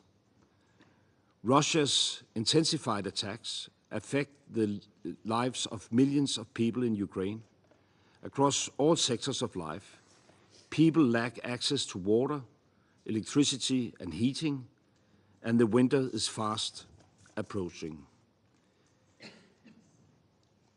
Ending this will require strong cross-regional support, and therefore we urge members to support Ukraine in defending its people and rebuilding its infrastructure, to uphold the UN Charter by holding Russia accountable, and to call for a fair and lasting peace. And this brings me to my third and last point. We need a comprehensive, just, and sustainable peace based on international law, including the UN Charter. The Nordics firmly support President Zelensky's peace formula, and we encourage all member states to do the same. The Summit on Peace in June reconfirmed the strong support for the UN Charter and laid the foundation for the way forward. Any pathway to peace in Ukraine must be grounded in the UN Charter and its key principles, including Ukraine's sovereignty, independence, and territorial integrity. Our commitment to the UN Charter and support for Ukraine remains resolute. Thank you, Madam President. I thank His Excellency Mr. Rasmussen for his statement. I now give the floor to the representative of Turkey. Thank you, Madam President. At the beginning, I would like to thank also Secretary General for the comprehensive briefing. As we gather today in the Council, we confront the grim reality of the ongoing war heading towards its 4th year. This conflict inflicted profound suffering on millions in Ukraine and beyond. Unfortunately, since the beginning of the war, each day has taken us further from the peace. After almost 3 years of hostilities, hopes for an end to the conflict is low. Besides, risk of an uncontrolled escalation is still a fact. Escalation poses a threat not only to Europe, but to global stability.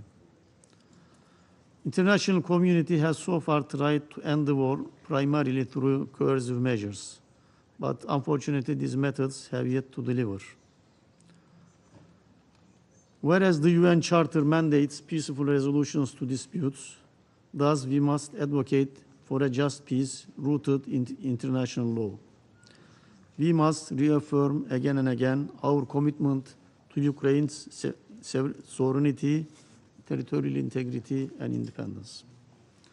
Security Council can bring its influence to bear to encourage the two sides, back to the negotiating table. Ultimately, a just peace can only be achieved through direct dialogue and mutual understanding. This basic principle has shaped our approach to the conflict since the beginning. We maintain our position that diplomatic efforts and dialogue should constitute the focus of our endeavors. We continue to stand in full solidarity with the Crimean Tatar Turks in supporting their efforts to claim their rights.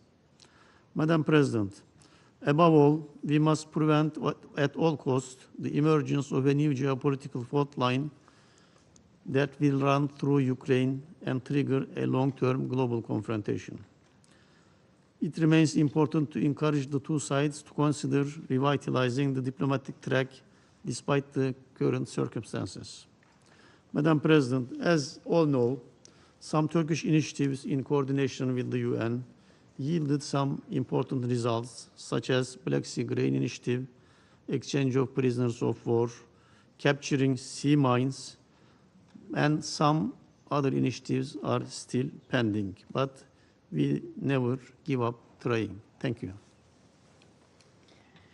I thank the representative of Turkey. I now give the floor to His Excellency Mr. Antonio Tajani, Minister of Foreign Affairs and International Cooperation of Italy. Thank you very much, Mrs. President. The Italian government, led by Prime Minister Giorgia Meloni, has on many occasions, also in this room, started our clear position on the Russian aggression on Ukraine. Italy stands with Ukraine with the goal of a just peace. We stand with an invaded people fighting to defend their freedom and sovereignty. This is a key priority. At the United Nations, in the European Union, and as President of the G7 this year. Just in the last few days, here in New York, I chaired two G7 meetings on Ukraine. Supporting the defense of Kiev is crucial, but also is crucial to protect its infrastructures. Our support is focusing on the defense of Ukrainian territories. We are not at war with Russia. Our goal is to achieve peace. We are in favor of a conference of peace also with Russia, also with China, for achieving a good agreement, but peace is not a defeat of Ukraine. Peace is the freedom and integrity of Ukraine.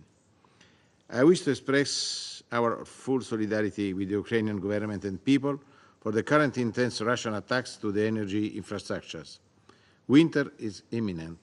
We are very concerned by the situation and we reaffirm our support to Ukraine and its energy sector. International humanitarian law calls for the respect of the energy infrastructures. As I started in our G7 Plus meeting on energy just yesterday, since the start of the war, Italy provided several hundred tons of materials, including generators. Italian government, together with our companies, contributed with important donations. In February, we signed an agreement with the European Bank for Reconstruction and Development on €200 million project to restore the capacity of the main hydropower generating Ukrainian companies. We want to do more. President, Italy will host in 2025 the next Ukrainian Recovery Conference. Our focus is on peace. We want to avoid escalatory spirals. In our view, the solution involves starting a political and diplomatic process. Je souhaite maintenant m'adresser directement à mes collègues des pays partenaires. I would now like to address our partners. We need to work in favor of a just peace and work in this direction. Rome will always be paying heed to such efforts, and we hope to see you all at the June summit, building on what was discussed in Switzerland. This includes food security and the humanitarian response. We are very concerned about the situation in Zaporizhia, and we will continue to support Mr. Grossi. We need to make sure that the Ukrainian agricultural sector is also protected, as this is critical for global food supply, particularly for the most vulnerable.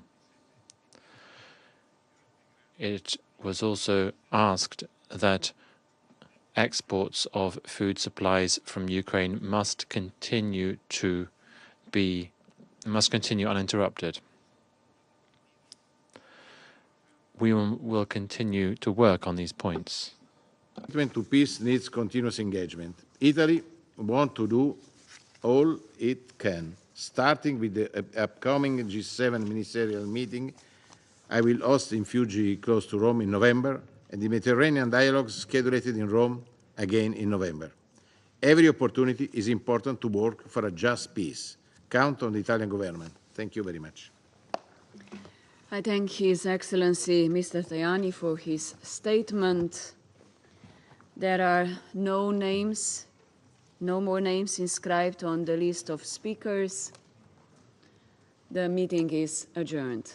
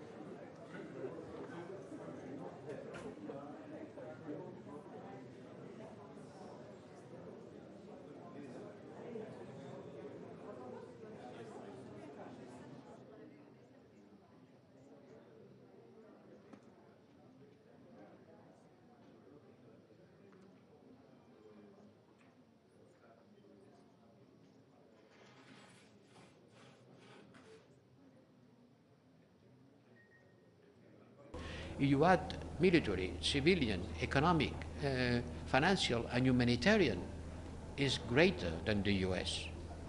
More than 100 billion euros is the bill that we have paid. Among them, 45 on military support. Less than the US? Yes, certainly, but quite an important figure. 45 billion is not negligible. And adding everything together, we are, I think, the European Union, I'm sure, the greatest supporter to Ukraine. And one thing for me is clear. As far as the Ukrainians want to resist, we have to support them. Otherwise, we will make a historical mistake. Thank you very much. Thank you.